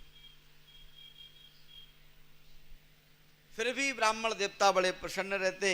एक दिन किसी बात को किसी व्यक्ति ने कहा कि तुम्हारा तो मुंह भी नहीं देखना चाहिए, आपके तो कोई संतान नहीं है, आप निसंतान हो। ये बात ब्राह्मण देवता को चुभ गई। उसी समय सब कुछ छोड़ करके जंगल की ओर चल दिए और नदी के किनारे एक पीपल के पेड़ के नीचे बैठे हुए थे। उसी समय एक साधु महाराज वहां से निकले। उन्होंने उस नदी में जल पिया और ब्राह्मण देवता को देखा। चेहरे पर ब्रह्म तेज चमक रहा है, गले में कंधे पर यज्ञोपवीत पड़ा हुआ है, गले में कंठी की माल, तुलसी की कंठी है। देख करके पहचान गए, ये तो कोई विद्वान ब्राह्मण है। जाकर के पूछा, कथम रोदसी विप्रत्वम काते चिंता गरीयसी बदत्वम सत्वरम मह्यम स्वस्य दुःखस्य कारणम। हे ब्राह्मण देवता, क्यों रो रहे हो? कौन सी चिंता तुमको सताए जा रही है? आप मुझे बताओ, शीघ्र बताओ। आप तो कोई विद्वान ब्राह्मण मालूम पड़ते हो और आप जैसा विद्वान व्यक्ति दुखी हो, ये उचित नहीं है। अज्ञानी दुखी हो वो चलेगा, यदि विद्वान दुखी हुआ तो महाराज। तब उन्होंने कहा, महाराज सब सुख हैं, बस एक दुख है। दिग्जीवितम प्रजाहीनम दिग्ग्रहम चा प्रजा विना दिग्धनम चानपत्यस्या दिक्कुलम संततिम विनः। हे महाराज, संतानहीन का जीवन ही धिक्कार है। बिना प्रजा के राजा का जीवन धिक्कार है। इस प्रकार से दुखी होकर के कहा। तब साधु बाबा ने देखा, सन्यासी जी बोले, हे ब्राह्मण देवता, तुम्हारे भाग्य में तो 7 जन्म तक कोई संतान योग नहीं है। अब तो पहले से ही ब्राह्मण देवता दुखी, कोई जल गया हो और आप उस पर नमक छिड़क दो। अभी तो एक ही जन्म के दुखी थे, कि बोल दिया कि 7 जन्म तक कोई संतान नहीं है, और दुखी हो गए ब्राह्मण देवता। लेकिन ब्राह्मण देवता ने विचार किया कि जब ये बता सकते हैं कि 7 जन्म तक कोई संतान नहीं है, तो संतान दे भी सकते हैं। कि महाराज बिना संतान के जीवन बेकार है। तब बहुत समझाया। साधु बाबा कहते हैं कि हे ब्राह्मण देवता, मुंचा ज्ञानम प्रजा रूपम बलिष्ठा कर्मणो गति विवेकम तू क्षमा साध्या त्यज संसार वासनम। इस संसार की वासनाओं को छोड़ करके भगवान का भजन करो, आप ज्ञानी हो। बहुत समझाया और कहा कि हे ब्राह्मण, सगर के तो 60,000 पुत्र थे, क्या सगर को पुत्र का सुख प्राप्त हुआ? महाराज अंग का भी एक पुत्र था, बहन, क्या उन्होंने, उस बहन ने अपने पिता को कोई सुख दिया? क्या भरोसा है कि आपकी संतान आपको सुख देगी? इसलिए भगवान का भजन करो, संसार की वासनाओं को त्याग करके, संसार को त्याग करके भगवान का भजन करो। ब्राह्मण बोले, नहीं महाराज, मुझे तो संतान चाहिए, और यदि नहीं दोगे तो आपके ही चरणों में अभी अपने सर को पटकूंगा, यहीं फोड़ लूंगा, आत्महत्या कर लूंगा आपके चरणों में, और आपको ब्रह्महत्या का पाप लग जाएगा। सन्यासी ने कहा कि मैं कहां इस दुविधा में फंस गया। बहुत समझाया, नहीं माने तो अपनी झोली से एक फल निकाला। जाओ इस फल को अपनी पत्नी को खिला देना। कुछ थोड़े बहुत नियम बता दिए। ब्राह्मण देवता पहुंचे हैं, उस फल को अपनी पत्नी धुंधली को दिया। कहा इस फल को खाओ, इससे गर्भवती होगी और हमारे संतान प्राप्त हो जाएगी हमको। महाराज फल को खाया, लेकिन खाया नहीं इसने फल को, फल लेकर के रख लिया, झूठा ही कह दिया कि खा लिया।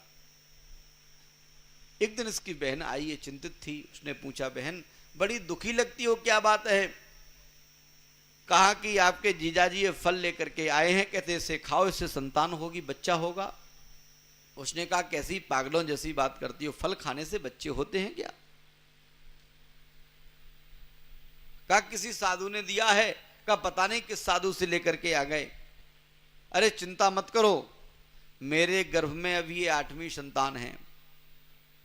मेरे पति पैसों के बड़े लालची हैं, आप ऐसा करना, उनको पैसे दे देना और मेरा बच्चा आप ले लेना, और आप गर्भवती होने का नाटक करने लग जाओ। कहा इस फल का क्या करें? कहा चिंता करने की कोई बात नहीं है, आपके घर में जो गाय है ये बांझ है, इसने भी कोई बच्चा नहीं दिया अभी तक। इस गाय को ही फल खिला दो तो उसकी भी परीक्षा हो जाएगी। इस गाय को फल खिलाओ, उसकी परीक्षा हो जाएगी। कहा ठीक है। ऐसा ही उसने किया। अब तो गर्भवती होने का नाटक करने लग गई, अपने पेट में कपड़े बांध लिए। अब तो सारा कामकाज भी ब्राह्मण देवता को करना पड़ता। धीरे धीरे समय निकला, उसकी बहन के यहां पुत्र हुआ।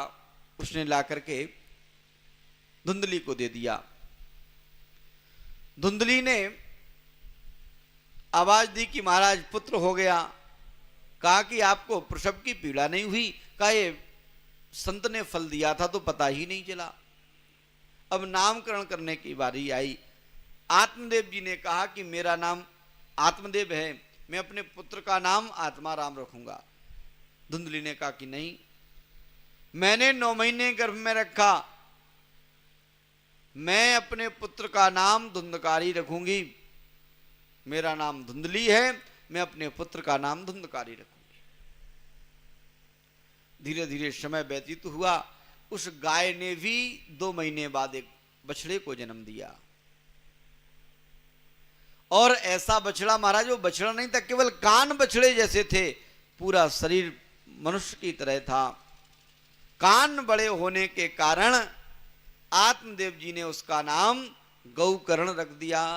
बोले गोकर्ण जी महाराज की जयकारा तो जोर से लगा दिया करो, आवाज तो आए थोड़ा। भले ही 4 लोग बैठे, लेकिन आवाज आएगी तो अच्छा लगेगा, पता तो चलेगा कि जाग रहे हो।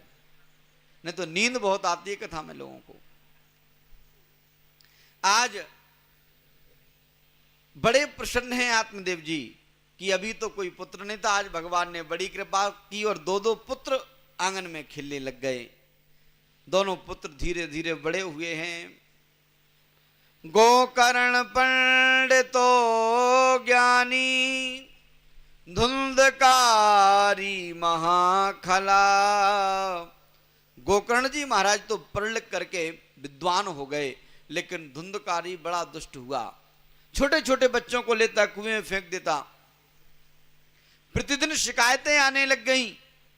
आत्मदेव जी बड़े दुखी हुए और आज दुखी होकर के अपने बड़े छोटे पुत्र के पास पहुंचे और कहा कि बेटा तुम विद्वान हो, ब्रह्मज्ञानी हो कि गोकर्ण पंडितो ज्ञानी धुंधकारी महाखलः। आज आत्मदेव जी महाराज गोकर्ण के पास पहुंचे हैं और नमस्कार किया। बेटा आप आत्मज्ञानी हो, मुझे बताओ मैं क्या करूं। तब गोकर्ण जी महाराज ने 4 श्लोकों में अपने पिताजी को समझाया। इसको कहते हैं गोकर्ण गीता। ये जो 4 श्लोक हैं ये भागवत में गोकर्ण गीता के नाम से जाने जाते हैं। बड़ी सुंदर बात कहते हैं। किम कर्तव्यम बने ताता तत्वम बद सविस्तरम। का बेटा विस्तार से बताओ मैं क्या करूं। तब गोकर्ण जी कहते हैं अंधकूपे स्नेह पासे बद्ध पंगुरहम सठा कर्मणा पतितो नूनम मामुद्धर दया निधे। हे पिताजी आप जो अंधकूप में पड़े हुए, संसार रूपी अंधे कुएं में पड़े हुए हो, जो स्नेह के पासों से बंधे हुए हो कि ये मेरा है ये तेरा है। माया क्या है? कहते मैं और मोर तोड़ते माँ, ये मेरा और ये तेरा, यही तो माया है। पर विचार किया जाए कि जो हम अपना कहते हैं वो लेकर के आए थे क्या? जिसे हम अपना बता रहे हैं वो साथ में लाए थे क्या? और क्या लेकर के जाएंगे? अभी तक कोई साथ में लेकर के गया? कोई साथ में लेकर के नहीं गया। सबने देखा है कि बच्चा जब आता है तो मुट्ठी बांध करके आता है और जब लोग जाते हैं तो हाथ खोल करके, हाथ पसारे हुए जाते हैं। कोई कुछ साथ में लेकर के नहीं जाता। केवल ये मेरा है, यही माया का एक चक्कर है। इसी में जीव भ्रमित हैं। परमात्मा बड़ा हंसता है कि देखो ये जो उसका नहीं है फिर भी लड़ रहा है कि ये मेरा है। जिसे हम अपना कह रहे हैं पता नहीं आगे जाकर के बच्चे क्या करेंगे उसका। और एक सबसे बड़ी समस्या तो हम कभी कभी देखते हैं कि महाराज लोग जब किसी व्यक्ति की लाश को जलाने के लिए जाते हैं तो बड़ा स्नान इत्यादि करते हैं, और घर में ही जब किसी को ला करके काटते हैं तो क्या उसमें अपराध नहीं लगता? जिस कढ़ाई में भोजन बनाते हैं उसी में फिर उसको बनाते हैं, क्या वो दोष नहीं है? क्या वो हत्या नहीं है? वो भी तो एक अपराध है।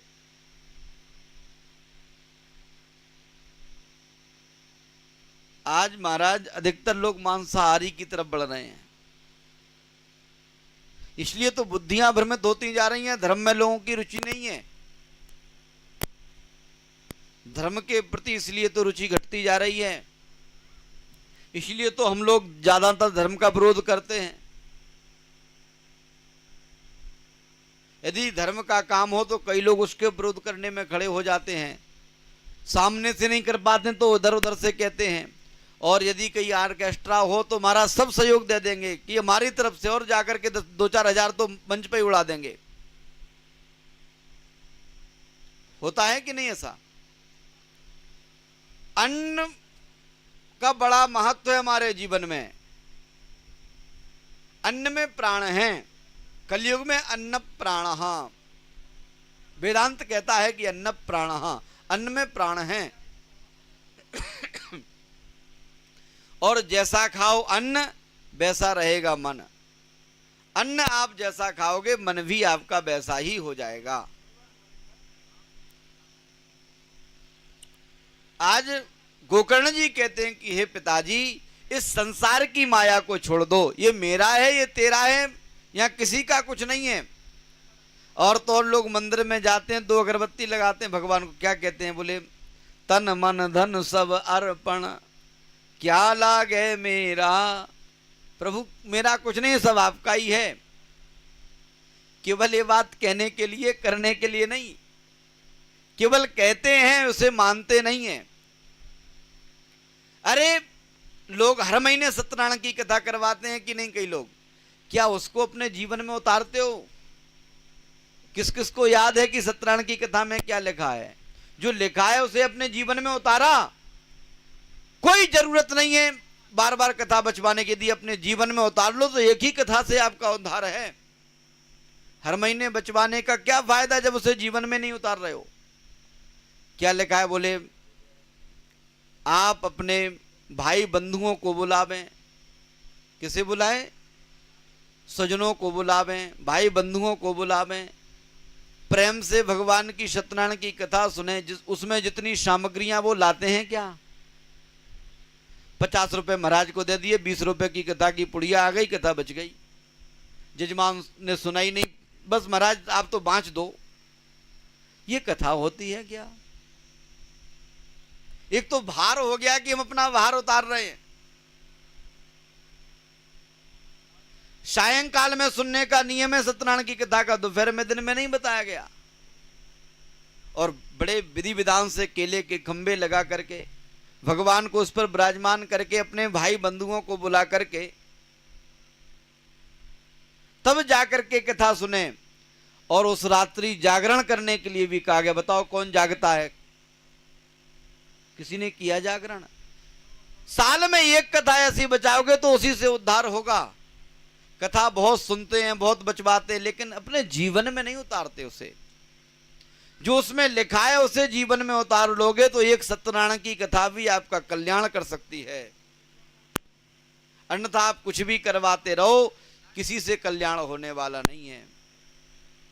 जीवन में उतारना जरूरी है। भोजन की थाली आपके सामने आ जाए और सामने दिखा करके ले जाएं तो क्या आपका पेट भरेगा? थाली यदि आपके सामने रख दी जाए, आपको दिखा करके लौटा दी जाए तो क्या आपका पेट भर जाएगा? नहीं भर सकता। जब तक आप उस ग्रास को अपने मुख में नहीं डालेंगे तब तक आपकी क्षुधा की निवृत्ति नहीं हो सकती है। ऐसे ही कथा कितना भी सुनो, यदि उसको अपने जीवन में नहीं उतारोगे तो कल्याण नहीं हो सकता है।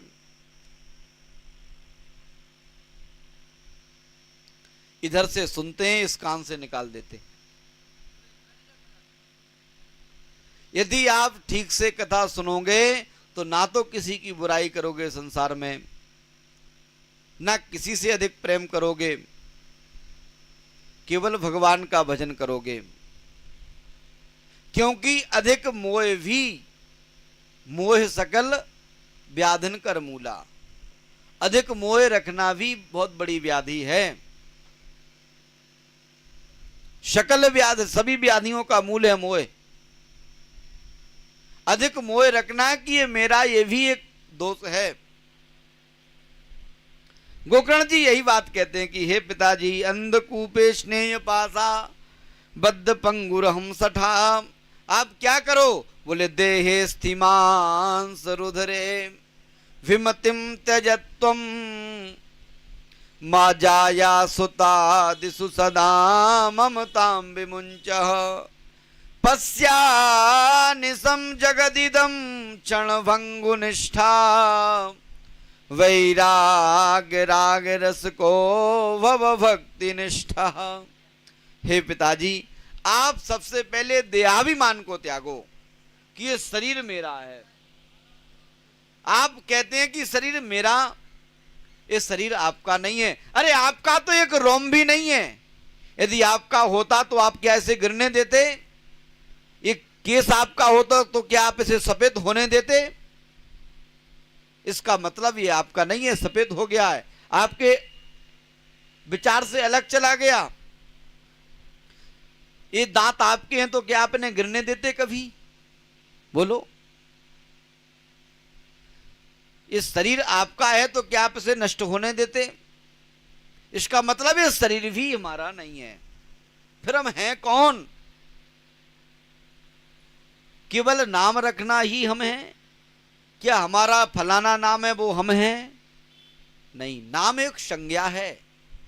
नाम बुलाने के लिए रखा है, एक संज्ञा देने के लिए। पर वास्तव में आप क्या हैं ये जानो, कौन हैं? आज हम अपने आप को ही नहीं पहचानते कि हम हैं कौन। जिस दिन आप स्वयं को पहचान जाओगे उस दिन राग द्वेष लोभ मोह सबसे दूर हो जाओगे। स्वयं को पहचानो, मैं हूं कौन। इसलिए हे पिताजी, देहे अस्ति मांस रुद्रे व्यमतिम तजत्वम, ये आप कहते हो कि शरीर मेरा है, इस माया को छोड़ो। और आप कहते हो कि मेरी पत्नी है, मेरे बच्चे से भी छोड़ो, क्योंकि ये किसी के नहीं है, संसार स्वार्थी है। आपके जाने के बाद 2-4 दिन तक रोएंगे गाएंगे, इसके बाद सब भूल जाएंगे।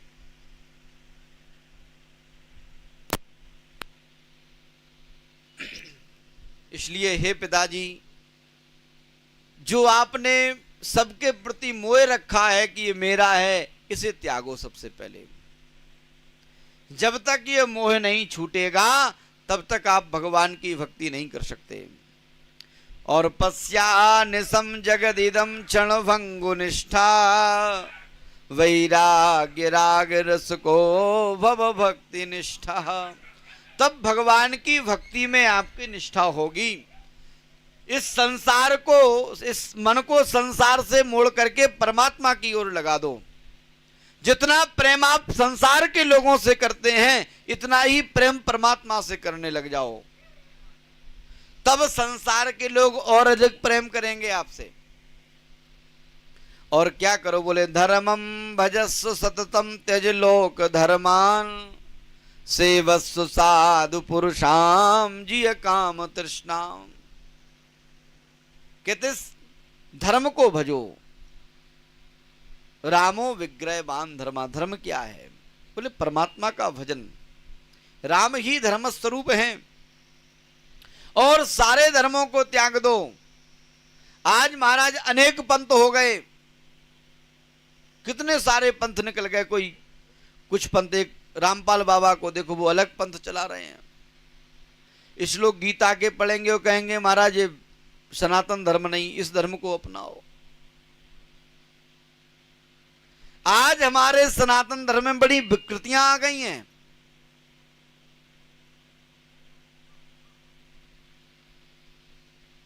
और अन्यस्य दोष, सबसे बड़ी बात कहते हैं गोकर्ण जी महाराज की, हे पिताजी, अन्यस्य दोष गुण चिंतन मास मुक्त्वा। किसी के गुण और दोषों को मत देखो। जब आप किसी के गुणों को देखोगे तो मोह बढ़ेगा, और दोषों को देखोगे तो द्वेष बढ़ेगा। इसलिए गुण और दोषों को देखना बंद कर दो, केवल भगवत चिंतन करो। सेवा कथा रसमहो नितराम पवत्वाम। भगवान की कथा को सुनो और प्रेम से भगवान का भजन करो। इस उपदेश को देकर के श्री आत्मदेव जी महाराज ने प्रणाम किया अपने पुत्र को और जंगल की ओर चले गए हैं। जंगल में भगवान का भजन किया है और 10वें स्कंद का भागवत के प्रतिदिन पाठ किया है। 10वां स्कंद जो है भगवान का हृदय है। भागवत में 12 स्कंद हैं, तो जो 10वां स्कंद है ये भगवान का हृदय माना गया है। इसमें जो पंच प्राण हैं ये 5 गीत हैं, और जो आत्मा है वह गोपी गीत है। ये 12 अंग जो होते हैं शरीर में, ये 12 स्कंद हैं भगवान के। इधर जब पिता वहां से चले गए, गोकर्ण जी महाराज भी तीर्थ यात्रा पर निकल गए। अब धुंधली अकेली और धुंधकारी बचा। धुंधकारी महाराज गलत संगति में पड़ गया, मांस मदिरा का सेवन करने लग गया है। एक दिन अपनी माता के पास आया, कहा लाओ कुछ माता ने कहा बेटा जो कुछ था पहले ही दे दिया, अब तो कुछ नहीं है। इसने अपनी माता की पिटाई की। धुंधली को बड़ा कष्ट हुआ, रात्रि में एक अंधेरे कुएं में छलांग लगाई और आत्महत्या कर ली। अब तो ये स्वतंत्र हो गया धुंधकारी। 5-5 वेश्याएं ला करके इसने रख ली। एक दिन की बात है, उस धुंधकारी ने उस नगर के राजा के घर से चोरी की। उन वेश्याओं ने विचार किया कि यार राजा के घर चोरी हुई है, कल ये पकड़ा जाएगा, और जब पकड़ा जाएगा तो धन तो जाएगा ही जाएगा, हम लोग भी साथ में, हम लोगों को भी सजा मिलेगी। इसलिए उस दिन ही उन्होंने उसे बांध करके उसका गला दबा करके, गला दबाया। जब मृत्यु नहीं हुई तो गरम गरम कोयला ला करके उसके मुख में रखा और हत्या कर दी धुंधकारी की। ये 5 वेश्याएं धीरे धीरे महाराज घर को छोड़ करके चली गईं। इधर जब गोकर्ण जी को पता चला कि ना हमारे माता है, ना पिता है, ना भाई है, तो इन्होंने गया में जाकर के पिंडदान किए, श्राद्ध तर्पण इत्यादि किया कि हमारे भाई का उद्धार हो जाए, क्योंकि वो बड़ा पापी था। कुछ समय बाद अपने घर की ओर लौटे। रात्रि के मध्य रात्रि के समय आए हैं। उस समय किसी को नहीं जगाया, अपने ही टूटे फूटे मकान में वहीं अपना बिस्तर लगाया और लेट गए। जैसे ही लेटे कि महाराज वहां सिंह की आवाज आती, कभी हाथी के चिगाड़ने की आवाज आती, कभी अग्नि प्रकट हो जाती। तब गोकर्ण जी ने पूछा कि कौन हो तुम? तब वो आत्मा बोल ना सकी। गोकर्ण जी ने अपनी अंजलि में जल लिया है, गायत्री मंत्र से अभिमंत्रित करके जैसे ही छिड़का कि उस आत्मा को बोलने की शक्ति आई है। क्या कहा उसने?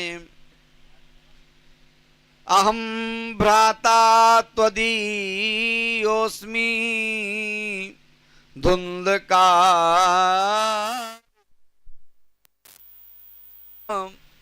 ब्रह्मत्वं नासितं मया। भैया मैं आपका ही बड़ा भाई धुंधकारी हूं। मैं अपने स्वयं के कर्मों से इस प्रेत योनि में चला गया हूं। अब आप कुछ ऐसी कृपा करो, इस प्रेत योनि से मुझे निकालो। तब गोकर्ण जी ने कहा कि चिंता मत करो, मैं अवश्य ही तुम्हारे निमित्त कुछ करूंगा। प्रातः काल सभी विद्वान ब्राह्मणों को नगर के बुलाए हैं। सबसे पूछा कि भैया बताओ, जिस प्रेतात्मा की गया में पिंडदान करने से मुक्ति ना हुई हो, उस प्रेतात्मा की मुक्ति कैसे होगी? अब सभी विद्वान शांत रह गए। जानते हैं कि हमसे विद्वान हैं आत्मदेव जी, गोकर्ण जी हमसे विद्वान हैं। जब यही नहीं जानते तो हम क्या बताएं? किसी ने कोई जवाब नहीं दिया। प्रातः काल सूर्य भगवान के रथ को रोका गोकर्ण जी ने और सूर्य भगवान से कहा कि हे महाराज, हे सूर्य नारायण, आप ही बतावें, जिस प्रेतात्मा का उद्धार गया में पिंडदान करने से भी ना हुआ हो, उस प्रेतात्मा का उद्धार कैसे होगा, ये बताएं। सूर्य भगवान ने कहा कि हे गोकर्ण जी, आप श्रीमद् भागवत की कथा उसे सुनाओ, उसी से उसका उद्धार होगा। श्रीमद् भागवत की कथा रखी गई है, सभी ग्रामवासियों को बुलाया गया है। बड़े प्रेम सभी ने श्रीमद् भागवत की कथा सुनी। 7 दिन कथा चली। सारे ग्रामवासी वहां उपस्थित होते हैं, कथा सुनते हैं। वहीं पर एक बांस लगा हुआ था, एक बांस का वृक्ष था। उस बांस में एक छोटा छिद्र था। उसी छिद्र में आकर के धुंधकारी बैठ गया। क्योंकि जो प्रेत होते हैं ये हवा के रूप में होते हैं। थोड़ी सी हवा चली कि पता नहीं कहां पहुंच जाएं हवा के झोंके से। उसने विचार किया कि ऐसी जगह बैठो ताकि हवा ना लगे, तो उस बांस में एक छिद्र था नीचे, उस छिद्र में जाकर के घुस गया और उसी बांस में बैठ गया। धीरे धीरे कथा हुई। प्रथम दिन की जैसे ही कथा हुई, दिनांते रक्षिता गाता तदा चित्रम बभूवहा। पहले दिन की कथा हुई कि महाराज एक ग्रंथि उस बांस की फट गई। द्वितीय वैनी तथा सायं द्वितीय ग्रंथि भेदनम। द्वितीय दिन की कथा में दूसरी गांठ फट गई। महाराज ऐसे करते करते 7 दिन की कथा में 7 ग्रंथियां उस बांस की फट गईं। और जैसे ही कथा का समापन हुआ कि महाराज एक दिव्य रूप धारण करके पीतांबरधारी 4 भुजाओं वाला एक दिव्य पुरुष प्रकट हो गया गोकर्ण जी के सामने। गोकर्ण जी ने पूछा, भैया कौन हो, कौन हो तुम?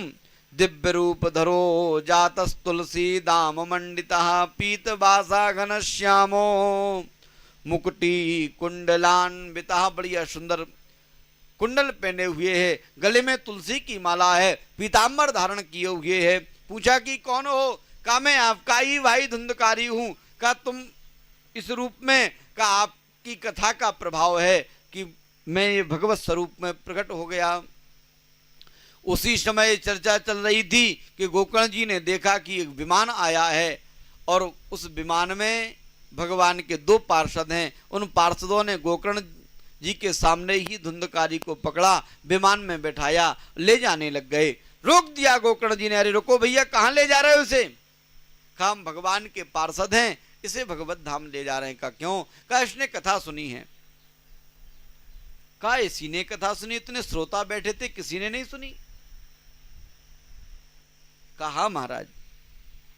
कहा लगता है भगवान भी भेद करते हैं, आज भगवान ने भेद कर दिया। इतने श्रोता थे, किसी के लिए विमान नहीं आया, केवल धुंधकारी के लिए क्यों आया? तब भगवान के पार्षदों ने कहा कि नहीं नहीं, भगवान कभी भेद नहीं करते हैं, भगवान ने कभी पंक्ति भेद नहीं किया। समुद्र मंथन के समय वह दैत्य आकर के देवताओं के बीच में बैठता है तो भगवान उसे भी अमृत पिलाते हैं, भगवान कभी पंक्ति भेद नहीं करते। तो कहा ऐसा क्यों, विमान एक क्यों आया? तब भगवान के पार्षद कहते हैं श्रवणस्य विवेदेन फल भेदो त्रिसंस्थितः। कथा श्रवण में भेद हुआ है, इसलिए फल में भेद हुआ है। कहा जिस प्रकार से धुंधकारी कथा सुनता था, इस प्रकार से किसी श्रोता ने कथा नहीं सुनी। और श्रोता तो इधर से कथा सुनते और इस कान से निकाल देते। जैसे ही यहां से उठ करके गए कि सब कुछ भूल गए कि कथा में क्या कहा था।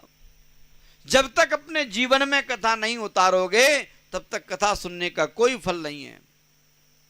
कथा को जीवन में उतारो, तब कथा आपके जीवन को कल्याणकारी बनाएगी। कुछ समय बाद श्री गोकर्ण जी महाराज ने दोबारा से अपने ग्राम में कथा रखी है। सभी ग्रामवासियों को बुलाया और कहा कि भैया सभी लोग ठीक से कथा सुनना, प्रेम से कथा सुनना, जैसे धुंधकारी ने सुनी है। अब तो सारे ग्रामवासी बड़े प्रेम से कथा सुनते हैं। और 7 दिन बाद क्या हुआ? श्रावणे मासी गोकर्णा कथा मुचे तथा पुनः। श्रावण मास में दोबारा से कथा रखी गई थी और कथा सुनी। तब क्या हुआ? बोले विमानई से भक्तिश्चा हरे राविर बभूवहा जय शब्दा नमः शब्दा तत्रान वैव तत्रतः। जयकारा लगाते हुए महाराज सभी आए हैं और जितने श्रोता थे उतने ही विमान वहां उपस्थित हो गए हैं। और साक्षात नारायण वहां प्रकट हुए हैं और भगवान ने गोकर्ण को अपने हृदय से लगा लिया। स्वयं भगवान ने गोकर्ण को अपने साथ में विमान पर बैठाया है। श्री वेदव्यास जी लिख रहे हैं, ऐसा लग रहा था अयोध्या वासिनः पूर्वा यथा रामेण संगतः तथा कृष्णेन ते नीता गोलोकम योगी दुर्लभम। जैसे राम के समय में जब राम गोलोक धाम को गए तो सारे अयोध्या वासियों को साथ में लेकर के गए। जब कृष्ण गोलोक धाम गए तो सारे कौरवों को साथ में, सारे यदुवंशियों को साथ में लेकर के गए। ऐसे ही गोकर्ण जी महाराज भी जब भगवत धाम गए तो सारे ग्रामवासियों को लेकर के गए। ऐसी उस कथा का फल है। आज सभी श्रोता बड़े प्रसन्न हैं। ऐसी एक कथा है कि धन्यम भागवती वार्ता प्रेत पीड़ा विनाशिनी, ये प्रेत पीड़ा को भी नष्ट करने वाली है। और ये तो कल्प वृक्ष है, आप यहां आकर के जो मांगोगे वही प्राप्त होगा। यदि आप भागवत जी से प्रेम से जो कह दोगे तो अवश्य ही प्राप्त होता है। इधर शब्दाय श्रवण की विधि को बताया गया कि कथा को कैसे सुने, श्रोता वक्ता कैसा होना चाहिए। का सबसे पहले जब आप कथा सुनना चाहें तो श्रोता की, वक्ता की खोज करें। वक्ता कैसा हो, वक्ता कैसा होना चाहिए? कहते हैं विरक्तो वैष्णवो विप्रो, लोभी नहीं होना चाहिए वक्ता, लालची नहीं होना चाहिए, और इंद्रियों से विरक्त हो।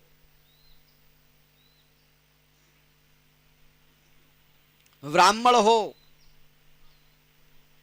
भगवान का भक्त हो,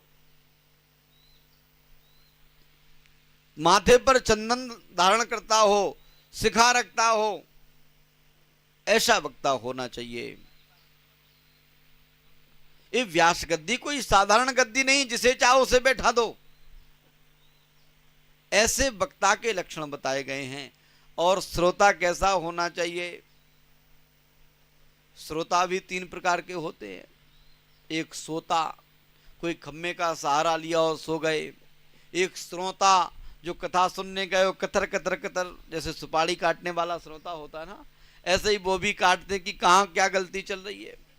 एक श्रोता होता है जो प्रेम से भगवान की कथाओं को सुनता है। श्रोता वक्ता ज्ञान निधि, कथा राम की गूढ़। श्रोता और वक्ता ज्ञानी होना चाहिए। आप कहोगे भैया सुपारी चढ़ाओ, तांबुल पुंगी फलम समर्पयामी। अब वो ढूंढे कि तांबुल पुंगी फल है कहां, किसे कहते हैं? तो श्रोता और वक्ता, श्रोता भी जानकार होना चाहिए ताकि वो समझे कि क्या चढ़ाना है। कभी कभी शास्त्रों की जो प्रिंटिंग होती है उसमें गड़बड़ी हो जाती है, इसलिए शास्त्रों को गुरुमुख से पढ़ने का अधिकार कहा गया है। पुस्तक पढ़ करके कोई विद्वान नहीं होता, जो गुरुमुख से पढ़ेगा वही विद्वान होगा। कभी कभी प्रिंटिंग में कोई गलती हो गई तो आप तो उसी को मानोगे। हमारे गुरुजी कहा करते थे, एक समय की बात है, एक पंडित जी थे, वो बेचारे पढ़े तो थे नहीं, केवल पुस्तक लेकर के ही पढ़े थे, कभी गुरु के सामने तो गए नहीं पढ़ने। तो पिंडदान करवा रहे थे तो सा की जगह मां बन गया। अब वहां था सूत्रम दद्यात, लेकिन सा की जगह मां हो गया।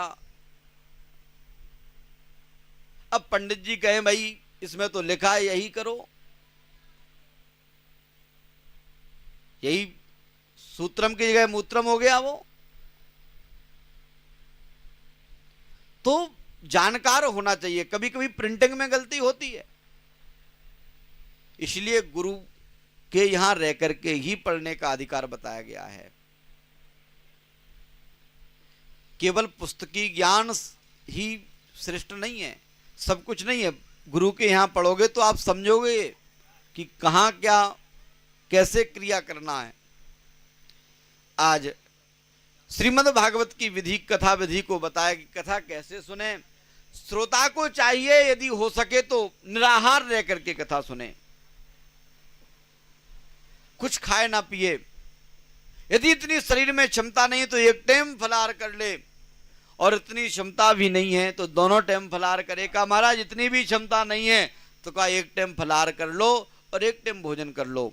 और कहा महाराज अब तो बीमारियां बहुत बढ़ गई, इतनी भी क्षमता नहीं है तो दोनों टाइम भोजन करके भी कथा सुनी जा सकती है, यदि शरीर में क्षमता नहीं है। शरीर स्वस्थ है तब आप कथा सुन पाओगे। 2 दिन पंडित जी ने कहा कि आप व्रत रखो, तीसरे दिन बीमार पड़ गए तो परीक्षित बदला जाएगा क्या? फिर तो कहोगे महाराज ने कथा ठीक से नहीं सुनाई। यहां लिखा हुआ है भागवत में कि आपके शरीर में जैसी क्षमता हो उस प्रकार का उपवास करके आप कथा सुने, क्योंकि पहला धर्म है शरीर की रक्षा। शरीर स्वस्थ है तो आप कोई भी कार्य कर सकते हैं। और श्रीमद् भागवत संसार सागरे मग्नम दीनम चा करुणानिधे, संसार सागर से उद्धार करने वाली है श्रीमद् भागवत। इसकी बड़ी महिमा गाई गई है। निगम कल्पतरोर गलितम फलम सुखमुखाद मृतद्रव संयुतम पिबत भागवतम रसमालयम मुहुर्हो रसिका भुविभावुका। और मंगलाचरण भी श्रीमद् भागवत का यहाँ किया गया है, लेकिन इन कथाओं को हम कल श्रवण करेंगे। आज यहाँ प्रहलाद जी महाराज जब भक्ति का उद्धार हुआ, नारद जी इत्यादि ने कथा सुनाई, तो कथा के अंत में क्या हुआ, सभी वहां प्रकट हो गए हैं। कौन कौन प्रकट हुआ, जब भक्ति सभी के हृदय में बैठ गई और कीर्तन होने लगा, तो उस भागवत में कौन कौन प्रकट हुआ है। कहते हैं प्रहलाद दस्ताल धारी तरल गति तया उद्धव कांस धारी वीणाधार सुरसया राग करतार्जुनो भूत इंद्रो वादीन मृदंगादीन जय जय शुकरा कीर्तने ते कुमारा यत्राग्ये भाववक्ता सरस रचनया व्यास पुत्रो बभूवा। वहां कौन कौन प्रकट हुआ, कीर्तन होने लगे, प्रहलाद जी प्रकट हो गए वहां पर। और प्रहलाद जी करताल बजाने लग गए हैं। तरल गति तया उद्धव कांसधारी, उद्धव जी महाराज कांस एक बड़ा मंजीरे जैसा बड़ा होता, उस कांस को बजाने लग गए हैं। और नारद जी महाराज वहां बीड़ा बजाने लग गए हैं। और सुरों में जो कुशल हैं, गाने में बड़े श्रेष्ठ हैं, अर्जुन स्वरों का रागों को आलापने लग गए हैं। इंद्र मृदंग बड़ा अच्छा बजाता है, इंद्र भी वहां आया और इंद्र मृदंग बजाने लग गया है। और जय जय सुकरा, सुखदेव जी जय हो की आवाज करने लग गए हैं। कीर्तने ते कुमारा, सनक सनंदन सनातन सनत कुमार कीर्तन कर रहे हैं। तो आइए हम भी सब कीर्तन करते हैं। गोविंद जय जय गोपाल जय जय गोविंद,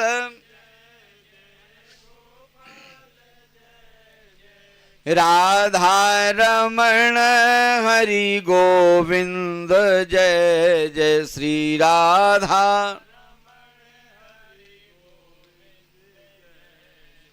गोविंद जय जय गोपाल जय जय,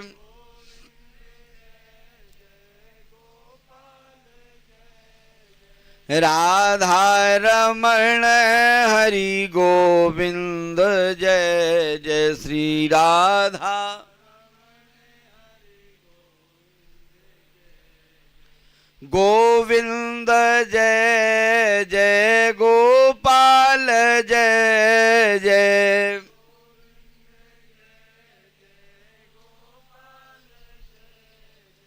राधा रमण हरि गोविंद जय जय।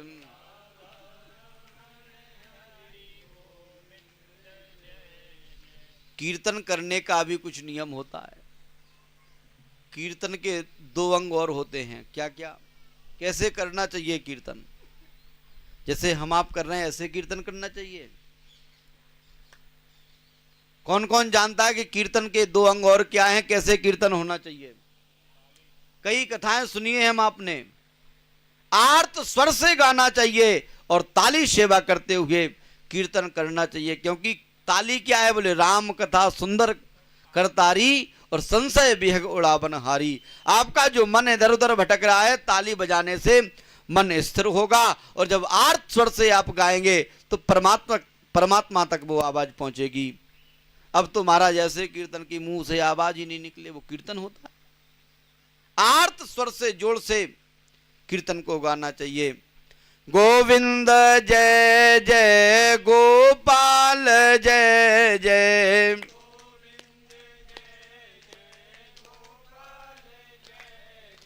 राधा रमण हरि गोविंद जय जय श्री राधा रमण गोविंद जय जय गोपाल जय जय गोविंद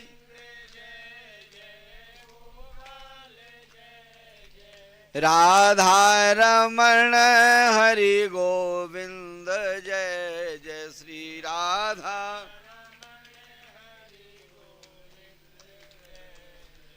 राधा रमण हरि गोविंद जय जय श्री राधा रमण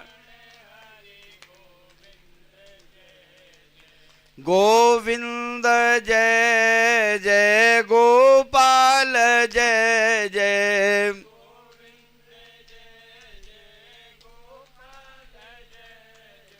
राधा रमण हरि गोविंद जय जय श्री राधा रमण बोलिए वृंदावन बिहारी लाल की भक्तवत्सल भगवान की श्री राधा रमण सरकार की हनुमान जी महाराज की बाबा विश्वनाथ की सभी भक्तों की आज के आनंद की जय जय श्री राधे। आज मैं यहीं अपनी वाणी को विराम देता हूँ।